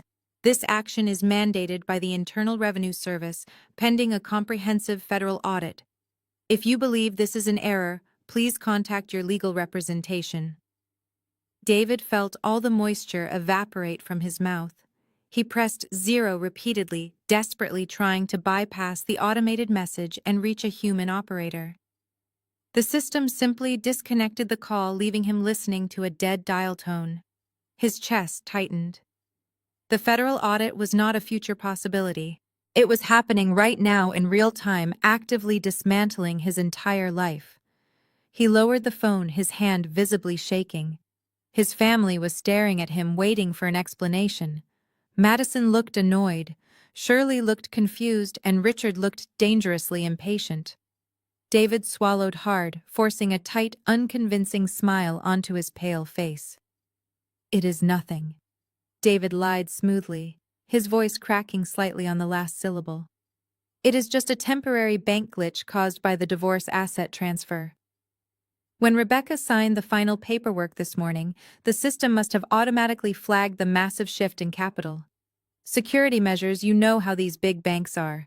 They freeze everything for a few hours just to verify the corporate restructuring. Richard let out a heavy grunt of disapproval, leaning his weight onto his silver-tipped cane. "I told you to handle the financial transitions before the court date, David. This is exactly why you do not leave administrative details until the last minute. Now you look completely incompetent in front of half of Boston's elite. Fix it immediately. I will not have the Vance name associated with declined credit cards in a public setting." Shirley quickly rushed to her son's defense, patting Richard's arm soothingly. "Oh, Richard, do not be so harsh. The boy just secured the entire family empire. A little administrative hiccup is perfectly understandable when you are moving millions of dollars around. David, just call your team and have them sort it out while we are in the ultrasound room." David nodded eagerly, desperate to maintain the illusion. "Exactly, Mom. I will have them fix it before we are done here. The funds are safe. We are richer than ever." But Brenda was not buying the lie. She stood completely frozen near the velvet sofa, her eyes wide with sudden dawning terror. She remembered the humiliating scene at the luxury boutique earlier that morning. She remembered my cold voice on the phone telling her the trust fund was dissolved. And most importantly, she remembered me mentioning an IRS audit. Brenda took a step toward David, her breathing growing rapid and shallow. "David," she gasped, clutching her chest. "Tell me the truth right now. Is the corporate account actually frozen by the bank, or is it frozen by the federal government?" David shot her a lethal warning glare, trying to silence her before she exposed him in front of their father. "Keep your voice down, Brenda," he hissed. "I just told you it is a simple transfer hold. Do not be dramatic." Brenda shook her head wildly, her chest heaving as full panic set in. She began to hyperventilate, her manicured hands trembling. "No, you are lying. Rebecca told me. She told me you assumed all the debt.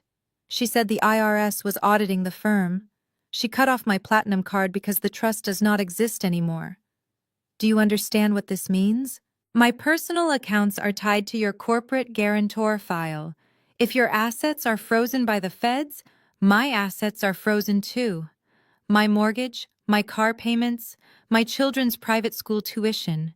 You have completely destroyed my life."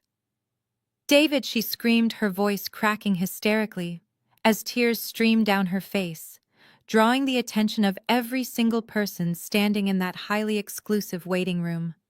She collapsed back into the velvet armchair, sobbing uncontrollably, while grabbing her husband Jamal by the arm, begging him to do something to save them. Jamal looked down at his wife. He gently but firmly pried Brenda's trembling fingers off the sleeve of his custom-tailored suit. He felt no sympathy for her. For years she had happily spent the money David provided, never once questioning its origin while constantly belittling Jamal's honest architectural business. Now the bill had finally come due. "I am going to make a phone call," Jamal said, his voice flat and completely devoid of the comfort Brenda was desperately seeking. "Do not cause a scene. I will handle what needs to be handled." Jamal turned his back on the chaotic scene in the VIP waiting room. David was still aggressively arguing with the clinic administrator. Shirley was trying to soothe Madison, and Richard was barking orders into his dead phone. Jamal pushed through the heavy glass doors and stepped into the quiet, sterile hallway of the third floor. He pulled his smartphone from his pocket. He had already spoken to his defense attorney Gibson and the federal agent on site at his construction project. Now it was time to officially drop the guillotine. Jamal dialed Gibson's direct line. The attorney answered immediately. "Jamal, I just received the preliminary immunity draft from the federal prosecutor's office," Gibson stated briskly. "They reviewed the metadata in the encrypted file your sister-in-law provided. The IP logs are flawless. They explicitly isolate the digital forgery to David's personal network. The Internal Revenue Service is fully prepared to grant you blanket immunity regarding the downtown commercial project, but you must formally submit the unredacted dossier directly to their lead investigator right now." "Send me the contact," Jamal instructed, his dark eyes scanning the empty hospital corridor. An email notification popped up on his screen. It was a secure federal submission portal linked to Agent Davis, the lead investigator currently raiding Jamal's construction site. Jamal opened the portal. He attached the massive encrypted folder I had sent him from the airplane.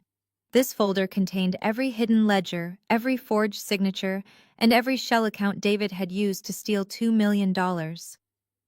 Jamal stared at the submit button for a fraction of a second. He thought about Richard calling him a glorified contractor. He thought about Shirley refusing to display his wedding photos in her home. He thought about David parading him around like a token friend while actively plotting to send him to federal prison. Jamal pressed the button. The screen flashed green. Submission accepted. The trap officially snapped shut. Jamal immediately dialed Agent Davis. The gruff federal agent picked up on the first ring. "I received the file," Agent Davis confirmed, the satisfaction evident in his voice. "My forensic team is already authenticating the routing numbers. This is a massive break. We have the warrant for David Vance. Where is your location?" "We are at the Belmont Maternity Clinic on the 3rd floor," Jamal replied calmly. "The VIP suite. You need to hurry. The receptionist just declined all of his corporate credit cards. The bank freeze is active. He knows something is wrong and his sister is currently having a public meltdown in the lobby. If you wait too long, he might try to run." "He will not get far with frozen assets," Agent Davis replied. "I have a tactical team pulling up to the front entrance of the clinic right now. We are locking down the building exits. Stay out of the way when we come up. I will be standing by the elevators," Jamal promised. He hung up the phone and slipped it back into his jacket pocket. A profound sense of liberation washed over him.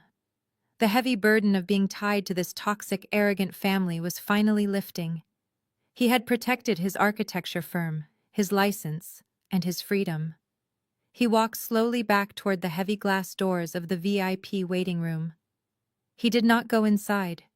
Instead, he stood in the hallway peering through the glass. Inside, the situation had deteriorated further. The clinic administrator had stepped out from behind her desk, firmly asking Richard to lower his voice. Madison was complaining about her stress levels. David was frantically swiping different credit cards on his phone app, staring in sheer horror as every single account showed a 0 available balance. He was a rat trapped in a sinking ship, completely unaware that the water was already over his head. Jamal leaned against the wall, crossing his arms over his chest. He checked his luxury watch. The federal agents would be stepping off the elevators in less than 5 minutes. It was almost time for the main event. But first, David had an ultrasound appointment to attend, which would be the final devastating blow before his ultimate arrest that would change his entire life forever today. Absolutely guaranteed. The heavy glass doors of the VIP waiting room suddenly swung open, cutting through the panicked atmosphere Brenda had created.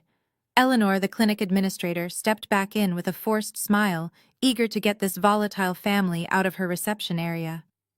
"Mr. Vance," she announced, her voice tight but professional. "Dr. Aris is ready for you in suite number 1. We can sort out the payment details after the examination." David practically jumped at the escape route. He did not care that federal agents were speeding toward the clinic.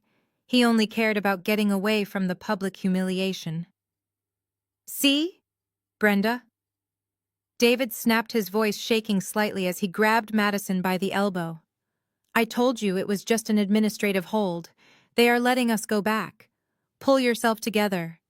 He hauled a bewildered Madison toward the medical wing, desperate to reclaim his fragile sense of authority. Richard and Shirley followed close behind, entirely focused on the impending grand reveal of their grandson. Jamal was the last to move. He detached himself from the hallway wall, his face an unreadable mask of cold anticipation, and trailed behind the group, lingering near the heavy wooden doorframe of suite number 1. The ultrasound room was massive, resembling a private theater rather than a medical facility. Soft lighting illuminated the pale blue walls, and a massive flat-screen monitor dominated the space directly across from the examination table.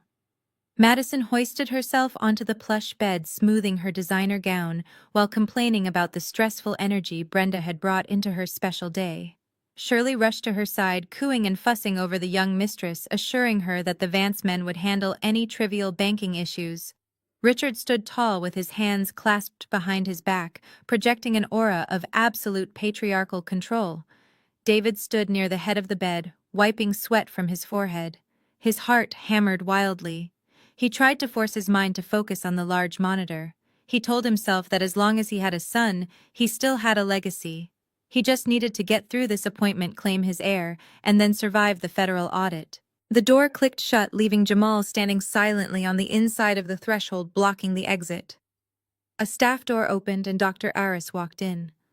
He was a distinguished gentleman with silver hair and a demeanor of absolute clinical authority. He carried a sleek digital tablet in one hand and pushed the high-tech ultrasound cart with the other. "Good afternoon, everyone," Dr. Aris said, his voice smooth and calming. "I apologize for the delay. I was just syncing the external medical files from the Central Boston Hospital database to ensure our genetic screening cross-reference is up to date." David offered a strained nod. "Let us get to it, doctor. I want to see my boy." Dr. Aris smiled politely, dimming the overhead lights. He applied warm gel to Madison's stomach and pressed the transducer wand against her skin. Within seconds, the large flat-screen monitor flickered to life, displaying the grainy image of the fetus. A rapid, rhythmic heartbeat immediately filled the quiet room. Shirley let out a loud gasp of joy, gripping Richard's arm. David puffed out his chest, his arrogance temporarily overriding his terror. "Look at that," David boasted, pointing at the screen with a trembling finger. "Strong and healthy, a perfect continuation of the bloodline." Dr. Aris nodded, his eyes locked on his specialized medical monitor. "Fetal development is perfectly on track," he confirmed smoothly. "Now I am going to initiate the automated genetic comparison sequence. The system will cross-reference the baby's preliminary markers with the parental medical histories provided." Dr. Aris tapped his tablet. The room fell into a reverent silence broken only by the swooshing sound of the fetal heartbeat. But the silence quickly turned tense. Dr. Aris stopped moving the wand. His professional smile vanished. He leaned closer to his tablet, frowning. He tapped the screen again, a sharp, repetitive sound echoing in the quiet room. He looked up at the flat-screen monitor, down at his tablet, and then directly at David. The doctor's expression was one of profound, unadulterated medical confusion. He scrolled aggressively through a digitized file bearing David's name, his eyes darting back and forth between the lines of text. The air in the room suddenly felt incredibly heavy. Richard shifted uncomfortably, leaning on his cane. "Is something wrong with the baby?" Richard demanded, his booming voice shattering the quiet. Dr. Aris lowered his tablet, staring deeply at David. "No," the doctor replied softly. "The baby is fine. But Mr. Vance, I need you to clarify something in your medical history immediately, because these results make absolutely no biological sense." David let out a nervous chuckle, the sound out of place in the sudden heavy atmosphere of the examination room. "Biological sense," David repeated, trying to maintain his arrogant posture. "What are you talking about, doctor? Did a clerk misspell my name on a form somewhere? I assure you my medical history is as pristine as my credit score." Jamal silently noted the painful irony of that statement from his position at the door, but he kept his face completely blank. Dr. Aris did not laugh. He adjusted his glasses, eyes locked onto his digital tablet. "Mr. Vance," the doctor began, his tone carrying the weight of decades of medical experience. "In order to run the platinum genetic screening package you requested and paid for, our system automatically pulls comprehensive medical records from the central state database. It cross-references the biological mother's markers with the biological father's history to build a complete predictive profile for the child. It looks for hereditary traits, recessive anomalies, and general genetic continuity." Richard thumped his cane on the floor, impatient. Yes, we know what genetic screening is," Richard snapped. "We paid a premium for the best service. So what is the problem? Just run the test and tell us the boy is perfectly healthy." "The problem, sir," Dr. Aris replied, looking directly at Richard before shifting his gaze back to David, "is a specific document imported from Massachusetts General Hospital. It is dated October 12, 2018. David, you underwent a comprehensive physical and hematology screening to register as a potential bone marrow donor. Do you recall this procedure?" David waved his hand dismissively, though a thin sheen of sweat was forming on his upper lip. "Yes, of course I recall it. A distant cousin on my mother's side was sick. I volunteered to be tested because that is what family does. I was not a match. End of story. Now, can we please get back to my son?" Shirley nodded vigorously in agreement. "My son is incredibly generous. He spent 3 days in that hospital undergoing tests to save a relative. Now stop stalling, doctor. Madison is getting stressed, and it is not good for the baby. Dr. Aris held his ground, completely unbothered by their wealthy entitlement. Being a bone marrow donor requires an intensive panel of tests, Dr. Aris explained calmly. They do not just check your blood type. They check your chromosomal integrity, your endocrine system, and your reproductive health. The records from that specific screening are causing a massive conflict in my system right now. In fact, the software is physically refusing to process the genetic match between you and the fetus currently on this monitor. Madison shifted uncomfortably on the examination table. The gel on her stomach was growing cold. David, she whined, reaching out to grab his hand. Tell him to fix his computer. This is supposed to be a happy day. I am trying, Madison. David snapped his patience, wearing dangerously thin as his underlying panic began to surface. Doctor, just bypass the system error. Override it. I am giving you direct permission to skip my historical data and just scan the baby. I do not care about some clerical error from a bone marrow test 8 years ago. It is not a clerical error, Mr. Vance, Dr. Aris stated firmly. Medical records of this magnitude are verified by multiple department heads. I am looking at a diagnosis confirmed by the chief of urology at one of the top hospitals in the country. As a medical professional, I cannot ethically override a foundational biological impossibility just to complete a luxury screening package. David stepped forward, towering over the older doctor, trying to use physical intimidation. Listen to me very closely, Dr. Aris. I am the CEO of a multi-million-dollar real estate firm. I do not have time for your software glitches. You will run the test. You will print the pictures and we will be on our way. If you refuse, I will personally see to it that you are fired. Dr. Aris did not even flinch. He simply turned the tablet around, displaying the glowing screen to David. I do not answer to real estate brokers, Mr. Vance. I answer to the medical board. And the medical board requires me to inform a patient when their provided history directly contradicts basic human biology. Read the highlighted text yourself. David looked at the screen. His eyes scanned the dense medical terminology. He saw his name, his date of birth, and the stark, undeniable diagnosis typed in bold red letters across the bottom of the official hospital report. He felt the blood drain entirely from his face, leaving his skin pale and clammy, as true terror finally seized his rapidly beating heart. David stood completely frozen in the center of the dimly lit ultrasound suite. His eyes remained locked on the glowing screen of the digital tablet Dr. Aris was holding out to him. His brain desperately tried to reject the words written in bright red text, but the stark medical reality refused to change. The bold letters spelled out the exact medical term he had paid a highly unethical private physician $10,000 to scrub from his personal records 8 years ago. He had truly believed the secret was permanently buried, but he had completely forgotten about the state-mandated bone marrow registry he had carelessly entered before he had realized the extent of his biological condition. His throat closed up entirely, making it impossible to swallow. He opened his mouth to speak, to formulate a lie, to create any sort of distraction, but absolutely no sound came out. Richard slammed the rubber tip of his silver cane hard against the linoleum floor. The sharp crack echoed loudly in the quiet room, breaking the suffocating tension. "What does it say, David?" Richard demanded, his thick voice vibrating with absolute patriarchal authority. "Read the damn screen and tell us what the problem is. Why is this doctor refusing to proceed with the ultrasound on my grandson?" David slowly backed away from the tablet, his hands trembling violently at his sides. He looked at his father, his eyes wide with a frantic, trapped panic.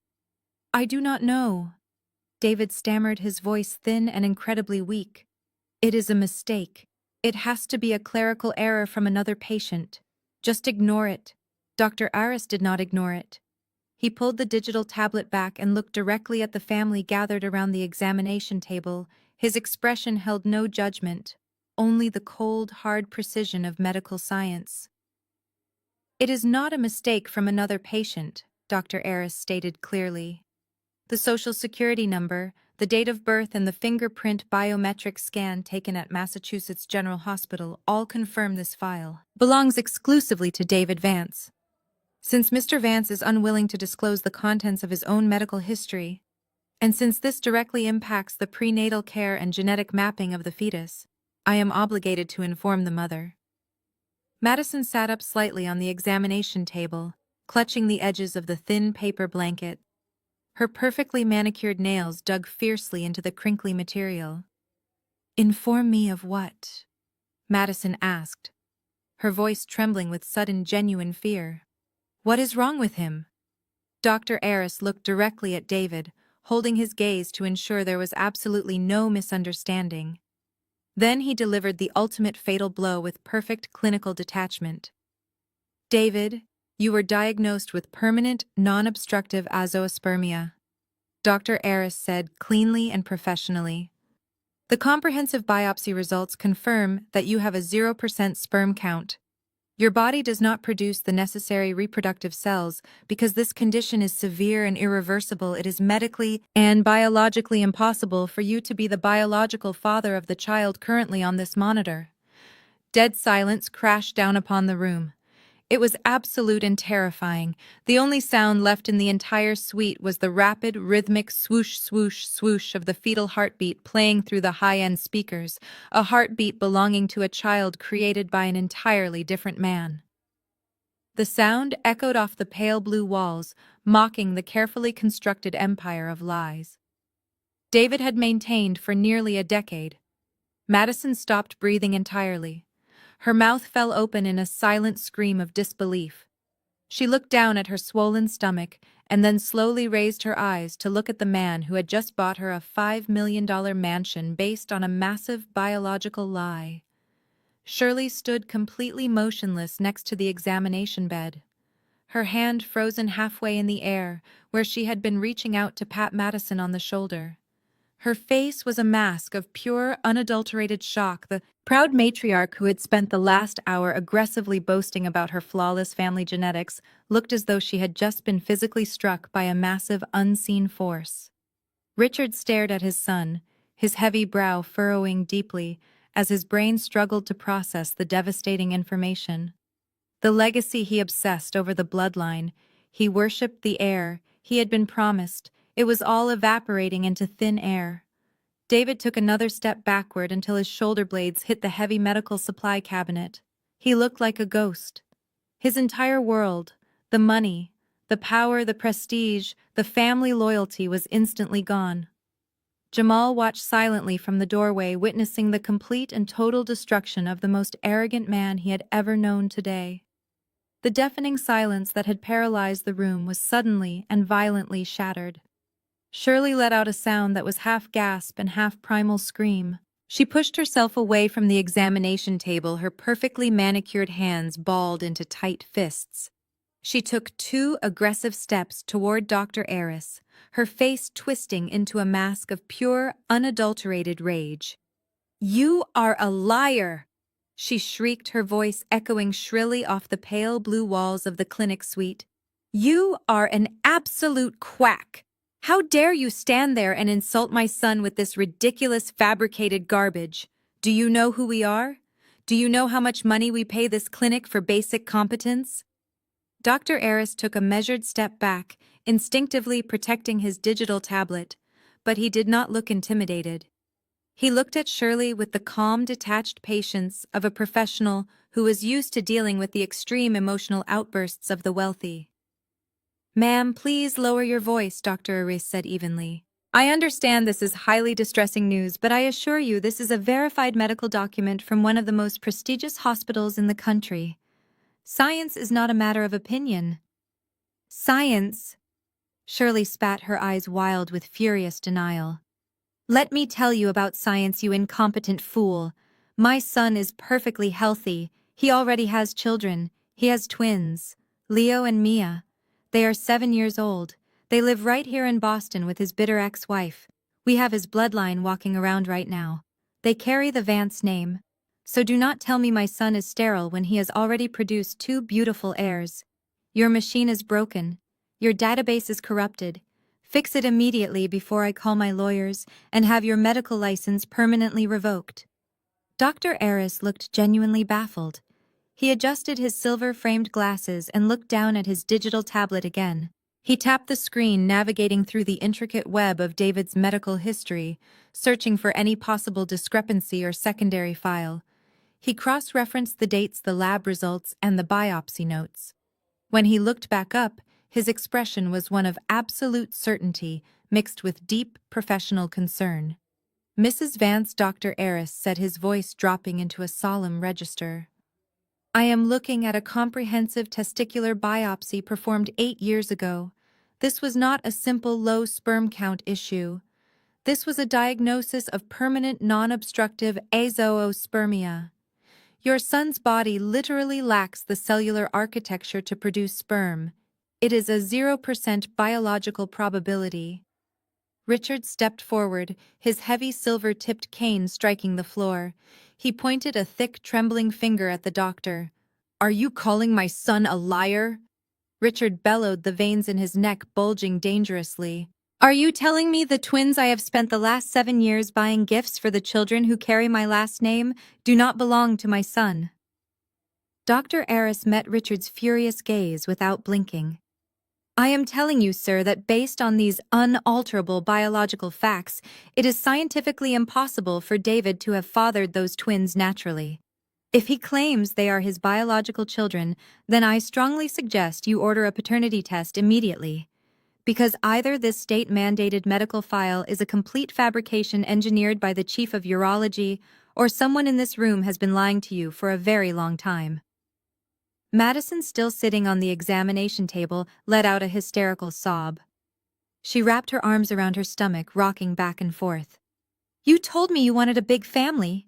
David, she wailed, her makeup running down her face in dark streaks. You told me you had super genetics. You told me those twins were proof of how easily you could give me a baby.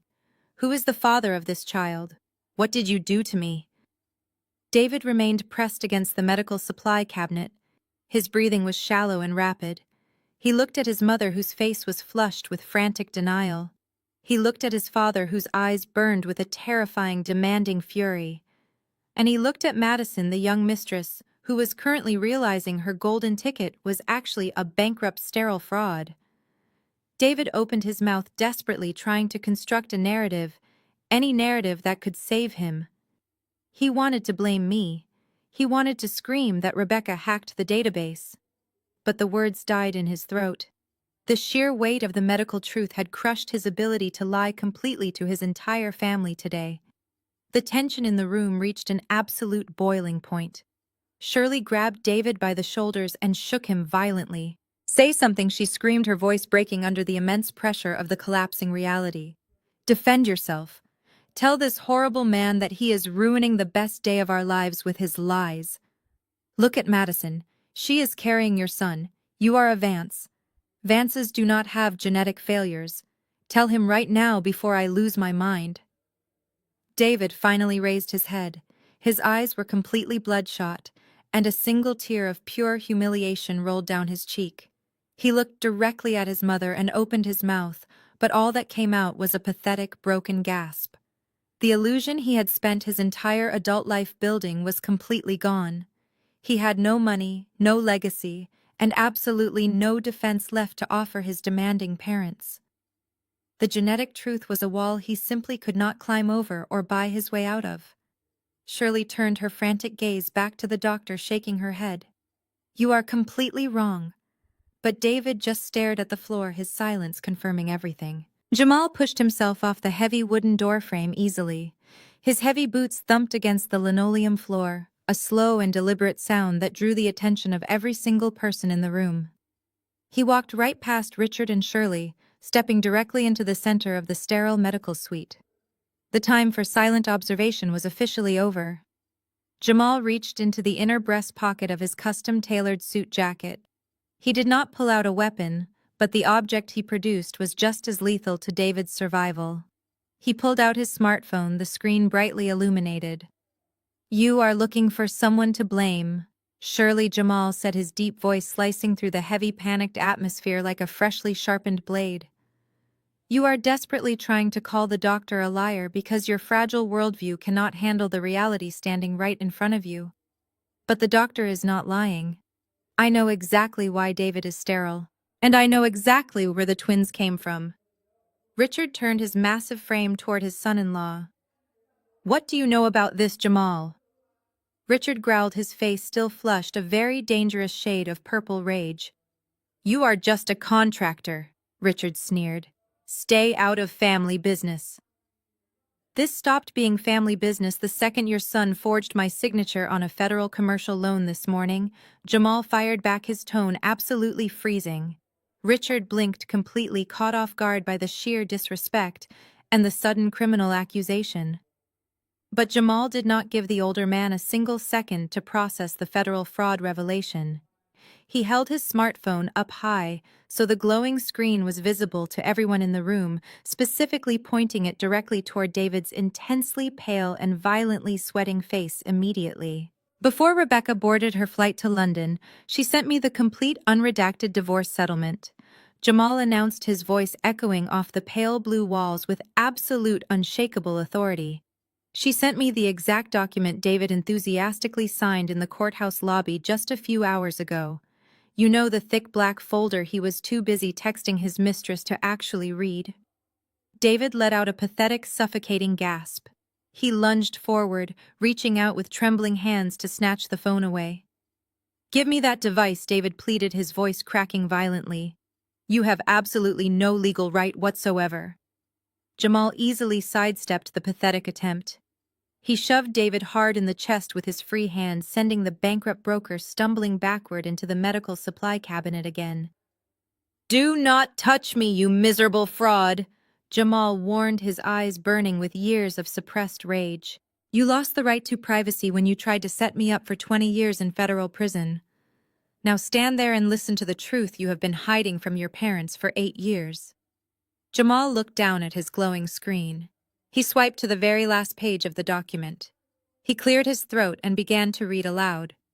His voice was perfectly steady, ensuring every single syllable landed with maximum destructive impact. Section 4. Paragraph B.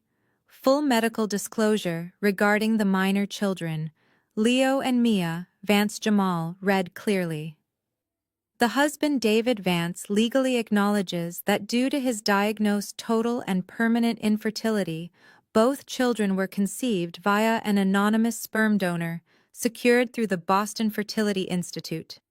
A strict, legally binding confidentiality agreement was signed by David Vance exactly 8 years ago to protect his public image and his incredibly fragile male ego from public damage. By signing this final divorce decree, the husband formally waives all parental rights to the aforementioned children, acknowledging he has no biological or legal claim to them whatsoever. Jamal lowered the phone. He looked at Shirley, who was currently clutching her chest as if she had just taken a physical bullet to the heart. He looked at Richard, whose heavy jaw had dropped open in absolute devastating shock. "There is no corrupted database," Jamal stated coldly. "There is no clerical error. Your son is entirely sterile. He has been sterile for his entire adult life without any possible scientific doubt. He begged Rebecca to use a donor because he was absolutely terrified you would cut him out of the family trust if you knew he could not produce a biological heir. He forced her to keep the secret. He allowed you to mock her, insult her, and belittle those innocent children for years, knowing full well she did it all just to protect his pathetic pride." The silence returned, but this time it was utterly suffocating. The grand Vance legacy, the superior genetics, the pure bloodline they had aggressively bragged about previously was entirely exposed as a massive, pathetic lie.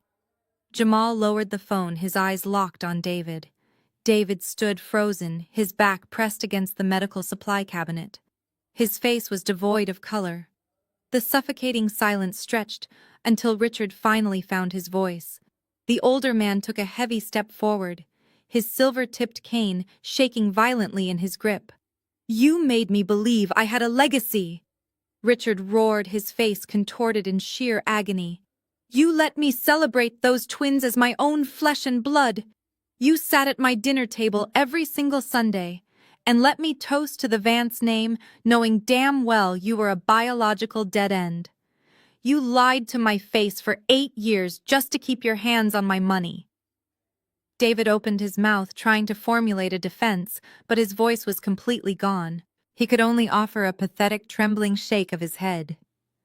Richard raised his cane slightly as if he wanted to strike his own son before letting it drop with a dull thud. You are not a man. Richard spat out, his voice dripping with absolute disgust. You are a coward, a sterile, pathetic coward who hid behind his wife. Shirley seemed to finally snap out of her paralyzed state. The wealthy matriarch stumbled forward, her diamond jewelry clinking sharply. She stared at David as if she were looking at a complete stranger. We insulted her, Shirley whispered, her voice breaking. We insulted Rebecca for years. I called those poor children weak. I blamed her genetics for their premature birth. And you just sat there, David. You sat at the head of the table drinking expensive wine and let me tear that woman down, knowing she was taking the fall for your failure. How could you let your own mother look like such a fool? Jamal let out a harsh, unforgiving laugh. Because that is exactly who he is, Shirley. He is a parasite. He used Rebecca to build his company. He used her to give him a family, and then he discarded her the second he found a younger woman willing to stroke his ego. But he forgot one very important detail. Rebecca is a forensic accountant. She documents everything. And she made absolutely sure he signed his own death warrant this morning before she walked away forever. The last shred of David False bravado completely shattered. His knees buckled under the immense weight of his exposed reality. He slid slowly down the front of the medical supply cabinet until he hit the linoleum floor, collapsing into a pathetic, weeping heap. He buried his face in his hands, sobbing loudly in front of his parents, his mistress, and the highly respected medical staff. Dr. Aris stood quietly by the ultrasound machine, observing the absolute destruction of a man who had tried to intimidate him just minutes earlier. The doctor felt no sympathy, He reached over and quietly powered down the flat-screen monitor, turning off the image of the unborn child. The sudden absence of the fetal heartbeat in the room was deafening. It was the final, undeniable confirmation that David Vance had absolutely nothing. He had no biological children, no legacy, no functioning bank accounts, and very soon he would have no freedom. Madison stared down at the weeping man on the floor, her mind racing. She had hitched her wagon to a man she believed was a multimillionaire real estate tycoon with flawless genetics.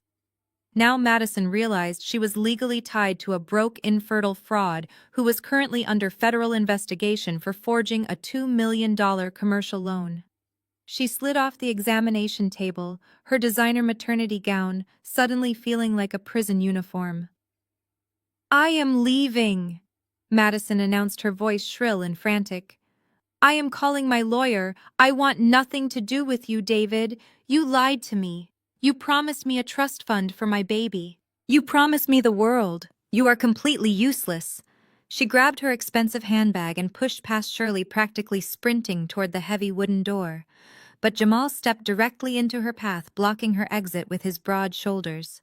You are not going anywhere just yet, Madison, Jamal said smoothly, a cold smile playing on his lips. The federal agents waiting downstairs are going to have a lot of questions about how David funded that $5 million mansion you currently live in. And since your name is on the deed alongside his, I highly suggest you stay right here and wait for them. Madison gasped, her face turning ashen. The reality of her situation crashed down upon her heavily. She was trapped entirely by her greed. David wept harder, destroyed completely by his own massive lies and his arrogant stupidity, completely exposed today without mercy forever. Madison backed away from Jamal, her chest heaving with panicked breaths. She looked wildly around the room, searching for an exit that did not exist. The walls of the clinic suite seemed to close in on her. You cannot keep me here! Madison shrieked, her voice echoing sharply. I did not do anything wrong. David is the one who lied to me. He told me he was a millionaire. He told me he had superior genetics. I only slept with Tyler because David was always ignoring me for his fake business trips. The moment the name left her lips, Madison slapped her hands over her mouth, but it was far too late. The fatal slip-up hung heavily in the sterile air. Who is Tyler?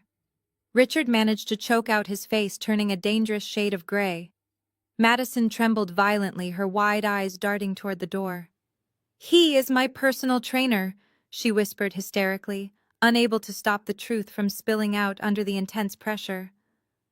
I was lonely. David was always stressed about money. Tyler paid attention to me. I thought the baby was David's because of the timing. I swear I did not know he was sterile. A guttural scream erupted from Shirley. The wealthy matriarch completely abandoned her refined high society persona. She lunged across the examination room, her diamond bracelets rattling violently. You disgusting little tramp! Shirley shrieked, raising her hand. The sound of her palm connecting with Madison's cheek was a sharp, explosive crack that echoed through the entire suite. Madison stumbled backward, crying out in pain and shock, as she collided with the edge of the ultrasound machine. You ruined my son! Shirley roared, grabbing a fistful of Madison's expensive maternity dress. You brought another man's bastard into my family and tried to steal our fortune. I will destroy you. I will make sure you never show your face in this city again. Jamal did not step in to break up the fight. He stood calmly by the door, watching the toxic family devour itself exactly as they deserved. Dr. Aris quickly stepped back to protect his expensive medical equipment, completely shocked by the violent physical altercation unfolding in his highly exclusive clinic. Stop it! Richard bellowed, trying to command order, but his voice lacked its usual booming authority. It sounded incredibly weak and strained. Suddenly, Richard staggered backward. He dropped his silver-tipped cane, which clattered loudly against the linoleum floor. He reached up, clutching his chest with both hands, his face twisted in sheer agonizing pain. Dad. David choked out, finally looking up from the floor. Richard gasped for air, his knees buckling. He collapsed onto the velvet examination stool, struggling to draw oxygen into his lungs. The sheer magnitude of the betrayal, the total loss of his legacy, and the public humiliation had triggered a massive cardiac event. Shirley instantly released Madison and rushed to her husband's side, screaming for the doctor to do something. Dr. Aris immediately sprang into action, pushing the emergency call button on the wall and shouting for a medical response team. Amidst the absolute chaos of his mother screaming, his father gasping for air, and his mistress weeping in the corner, David remained entirely paralyzed on the floor. His mind finally processed the absolute darkest layer of his self-destruction. The baby Madison carried belonged to a personal trainer. He had absolutely no biological child. But the true horror was the legal document Jamal had just read aloud. For 8 years, David had held legal parental rights to Leo and Mia. Even though they were donor-conceived, he was legally recognized as their father. They carried his last name. They were his only connection to fatherhood. And just 3 hours ago in the courthouse lobby, he had enthusiastically signed away every single legal right to those children to avoid paying alimony. He had permanently severed his only claim to a family. Rebecca had not just taken the money, she had legally cleansed her children from his toxic bloodline forever. David realized with horrifying clarity that he was now entirely alone. He had no wife, no mistress, no children, no money, and no legacy. He was an empty, bankrupt shell of a man waiting to be arrested. The heavy doors burst open. Medical staff rushed inside, pushing a crash cart. They ignored David crying on the floor. Their priority was his father. Madison used the distraction to slip past Jamal and escape into the busy hallway. She ran away fast, leaving David entirely alone. His entire world had completely collapsed in under an hour. He had nothing left to his name anymore. The absolute destruction of David Vance was now an incredibly permanent and completely irreversible reality, happening right here and right now today, forever. The medical response team swarmed around Richard, effectively blocking David from his own father. The frantic beeping of the cardiac monitor filled the room, replacing the sound of the fetal heartbeat that had started this entire nightmare. David remained curled against the base of the medical supply cabinet, his expensive suit wrinkled and damp with his own cold sweat. He stared blankly at the scuffed linoleum floor, completely detached from the life-and-death struggle happening just 3 feet away from him. His brain was entirely overloaded by the catastrophic sequence of events. He barely registered the sound of heavy synchronized footsteps echoing down the pristine hallway outside the VIP suite. The clinic security guards arrived first, bursting through the wooden door panting heavily. They looked completely overwhelmed by the sheer chaos inside the examination room, but they were not the ones in charge. Right behind the unarmed security guards stepped 2 broad-shouldered Boston police officers in full uniform, their hands resting cautiously on their duty belts. They were followed immediately by a tall, sharply dressed man wearing a dark windbreaker with the letters IRS printed boldly in stark white across the chest. It was Agent Davis. The sheer authoritative presence of the federal government instantly sucked the remaining oxygen out of the room. Shirley, still weeping hysterically near Richard, turned her tear-streaked face toward the door. She saw the uniforms and immediately jumped to the absolute wrong conclusion. "Oh, thank God you are here!" Shirley cried out, waving her hands frantically toward the officers. "You need to arrest that girl Madison. She just ran down the hall. She is a scam artist who tried to extort my family. And you need to escort my husband to the hospital immediately with a police escort. He is having a heart attack." The police officers completely ignored Shirley. They did not spare a single glance at the medical team, currently loading Richard onto a portable stretcher. Their eyes scanned the room with professional tactical precision, searching for their primary target. Agent Davis stepped forward, his face an unreadable mask of absolute federal authority. He held a thick manila folder in his left hand, undoubtedly containing the completely unredacted digital dossier Jamal had submitted through the secure portal just 20 minutes ago. Agent Davis looked around the chaotic suite. "Who is David Vance?" The federal agent asked, his voice booming over the sound of the medical equipment. Jamal, who had been standing quietly near the doorway watching the medics work, finally moved. He stepped away from the wall, smoothing the lapels of his custom-tailored suit. He looked perfectly calm, a stark contrast to the absolute devastation surrounding him. Jamal locked eyes with Agent Davis and offered a brief, respectful nod. Then Jamal slowly raised his right hand and pointed directly at the pathetic weeping figure slumped against the medical cabinet. "That is him," Jamal stated, his deep voice slicing through the noise with lethal clarity. "That is David Vance, the man who forged my signature, the man who stole $2 million. David flinched as if Jamal had just shot him. He scrambled backward, but his shoulder blades were already pressed hard against the metal cabinet. There was absolutely nowhere left to run. The 2 uniformed police officers immediately closed the distance, their heavy boots thumping loudly against the floor.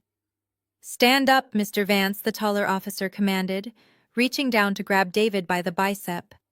David tried to resist, his legs kicking weakly against the linoleum.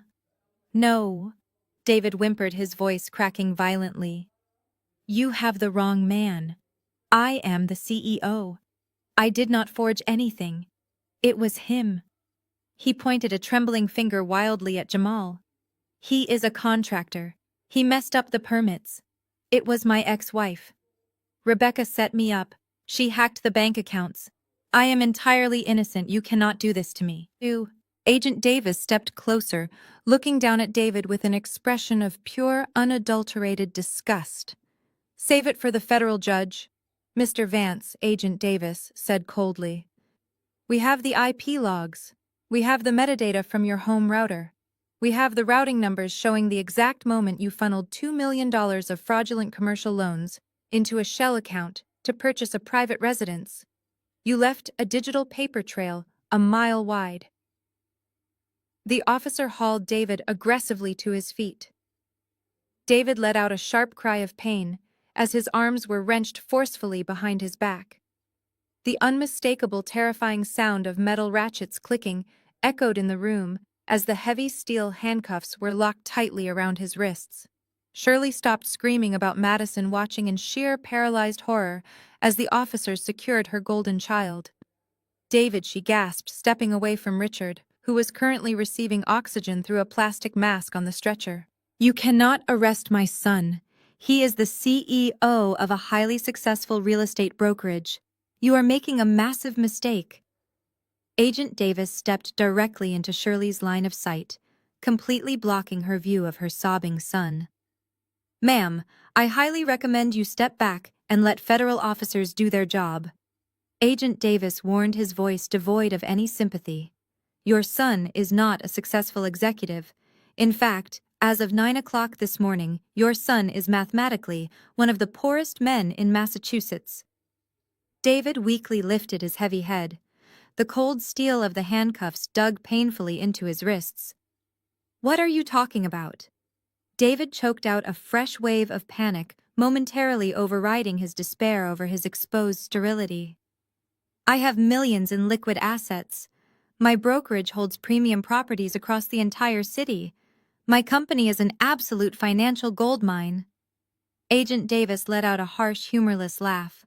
He opened the thick manila folder and held up a copy of the corporate liability and debt transfer agreement. It was the exact same document David had signed blindly in the courthouse lobby. Your former wife is an incredibly thorough forensic accountant, Agent Davis explained. She handed over the entire digital forensic map to us. You do not own a gold mine, David. You own a completely hollow corporate shell. For the past 4 years, your brokerage has not made a single dime of actual profit. Every luxury car, every private flight, and that $5 million mansion you bought for your mistress were completely funded by high-interest commercial loans and toxic debt. David shook his head violently, refusing to accept the catastrophic truth. No, that is a completely fabricated lie. Rebecca managed the accounts. She showed me the ledgers personally.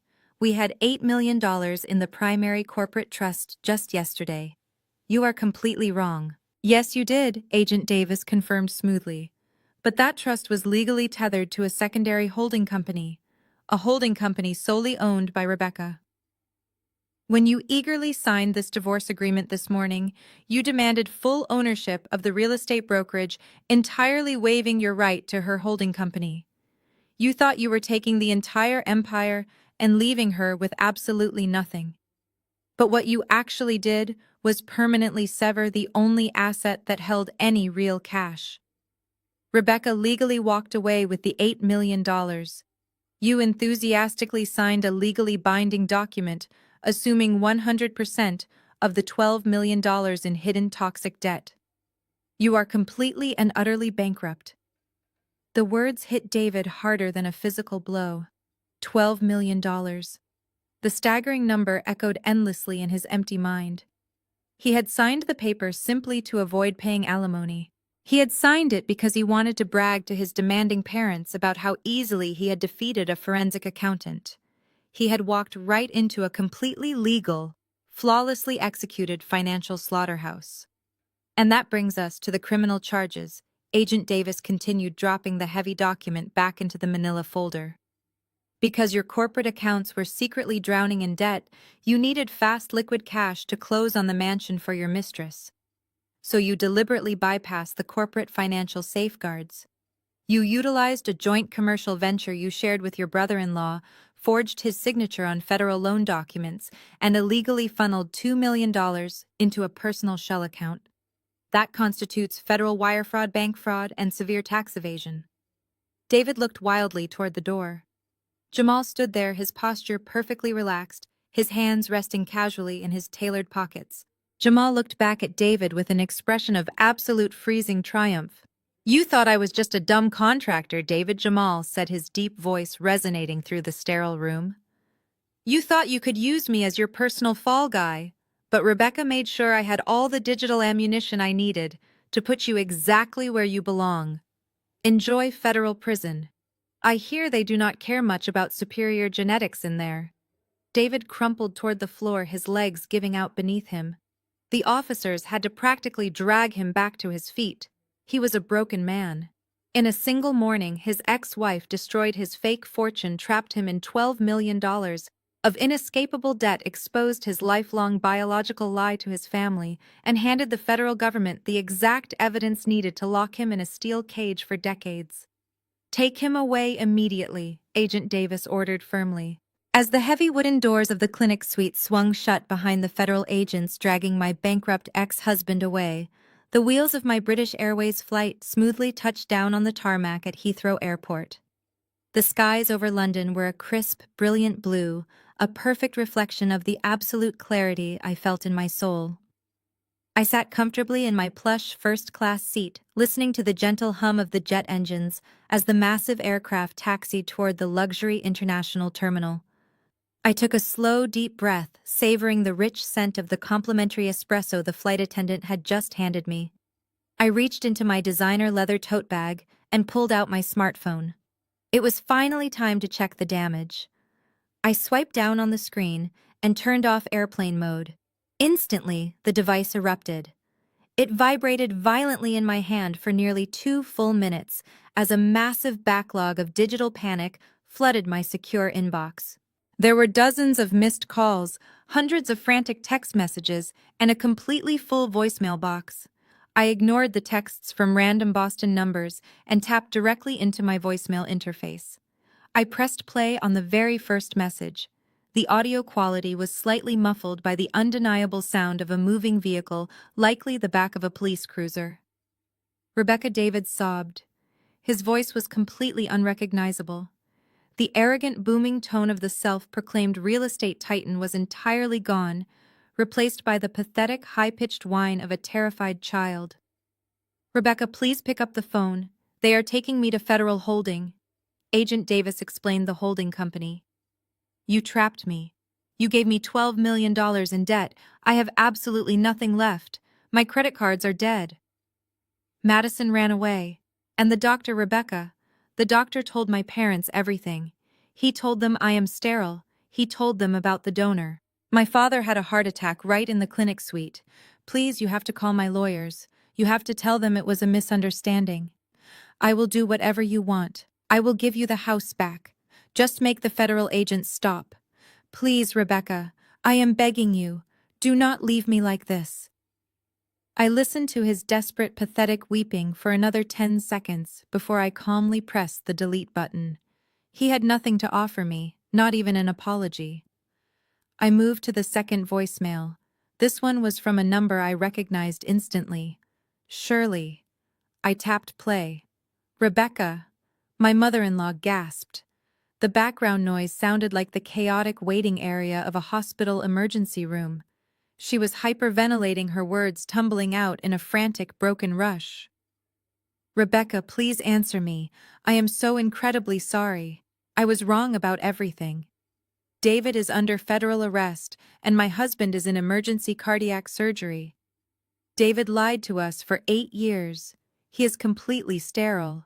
The baby Madison is carrying belongs to a personal trainer. We have absolutely nothing left. But we still have you, Rebecca. We still have the twins. Leo and Mia are my real grandchildren. They are the only family I have left. Please let me see them. I will buy them anything. I will set up new trust funds. I know I was cruel to you, but I am begging you as a mother. Bring my grandchildren back to Boston." A cold, satisfied smile touched my lips. She wanted the twins now. She wanted the weak, premature children she had relentlessly mocked for 7 years, simply because her golden boy had turned out to be a bankrupt, sterile fraud. But David had signed away his parental rights perfectly and legally. The Vance family had absolutely no legal or biological claim to my children anymore. I pressed delete, erasing her pathetic tears from my phone permanently. Finally, I opened my encrypted messaging app. There was a single newly delivered text message from Jamal. The contrast between his message and the chaotic voicemails was incredibly sharp. The text was calm, precise, and highly respectful. It read, "The federal agents just escorted David out of the building in handcuffs. The absolute truth is out. Richard is hospitalized and Shirley is broken. My attorney secured my federal immunity 30 minutes ago using your digital evidence file. You saved my business, my freedom, and my life today. I owe you a massive debt I can never fully repay. Enjoy London, Rebecca. You earned every single second of your freedom." I locked my phone screen and slipped it into my pocket just as the seatbelt sign chimed off. I stood up, smoothed my designer coat, and walked off the plane into my incredibly wealthy and flawlessly peaceful life. I did not type a single letter in response to Jamal. I did not need to. He knew we were permanently even.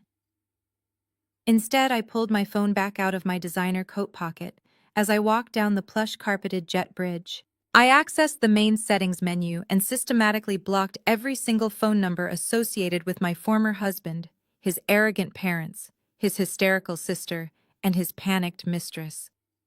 I permanently deleted the voicemails filled with their desperate weeping, completely wiping their toxic existence from my digital world. But software blocks were simply not enough for the absolute clean slate I required today. I stopped walking right next to a silver trash bin near the terminal exit. I popped open the side of my device, extracted the tiny metallic SIM card that tethered me to my miserable past in Boston, and dropped it into the garbage. It made a tiny, satisfying click as it hit the bottom. I slipped a brand new international SIM card into the tray and powered the device back on. The screen instantly lit up, displaying my new unlisted London number. The heavy anchor of the Vance family was finally and irrevocably cut loose. I walked into the ultra-exclusive private arrivals lounge where my private nanny Maria was waiting patiently with my beautiful young twins. Leo and Mia looked up from their tablet screens and instantly ran toward me with massive bright smiles. I knelt down and wrapped my arms around both of them, breathing in the sweet scent of their hair. They were completely safe. They would never again have to endure Shirley making snide comments about their weight, or Richard forcing them to watch sports they hated. They were mine entirely, legally and biologically protected from a bankrupt fraud who had enthusiastically signed away his rights without a second thought. I stood up, grabbing Leo with my left hand and Mia with my right. "Come on, my loves," I said warmly, guiding them toward the automatic sliding glass doors. "Our new life is officially starting right now." We stepped out of the massive airport terminal and into the crisp, refreshing air of the English capital. A gleaming midnight black Rolls-Royce Phantom was idling perfectly at the curb. A sharply dressed chauffeur immediately stepped forward, tipping his uniform cap respectfully before opening the heavy rear doors for us. We slid into the buttery soft leather seats of the luxurious vehicle. The chauffeur closed the doors, sealing us inside a completely soundproof cabin of absolute comfort. As the Rolls-Royce smoothly accelerated away from Heathrow Airport, I looked out the tinted window at the historic architecture blurring past. We were not heading to a hotel. We were driving directly toward the massive glass skyscraper in the central financial district that housed the brand new corporate headquarters of my entirely unburdened, highly profitable holding company. The $8 million I had legally extracted from David was already multiplying in aggressive offshore investment portfolios. I had completely orchestrated my own liberation, utilizing my intelligence to weaponize their blinding arrogance against them. David was currently sitting in a cold federal holding cell, facing decades in prison. Richard was recovering from a massive heart attack with absolutely no legacy left to his name. Shirley was completely socially exiled, and Madison was left carrying the child of a personal trainer while legally tied to a penniless convict. I had successfully executed the most ruthless, legally bulletproof financial revenge in modern corporate history.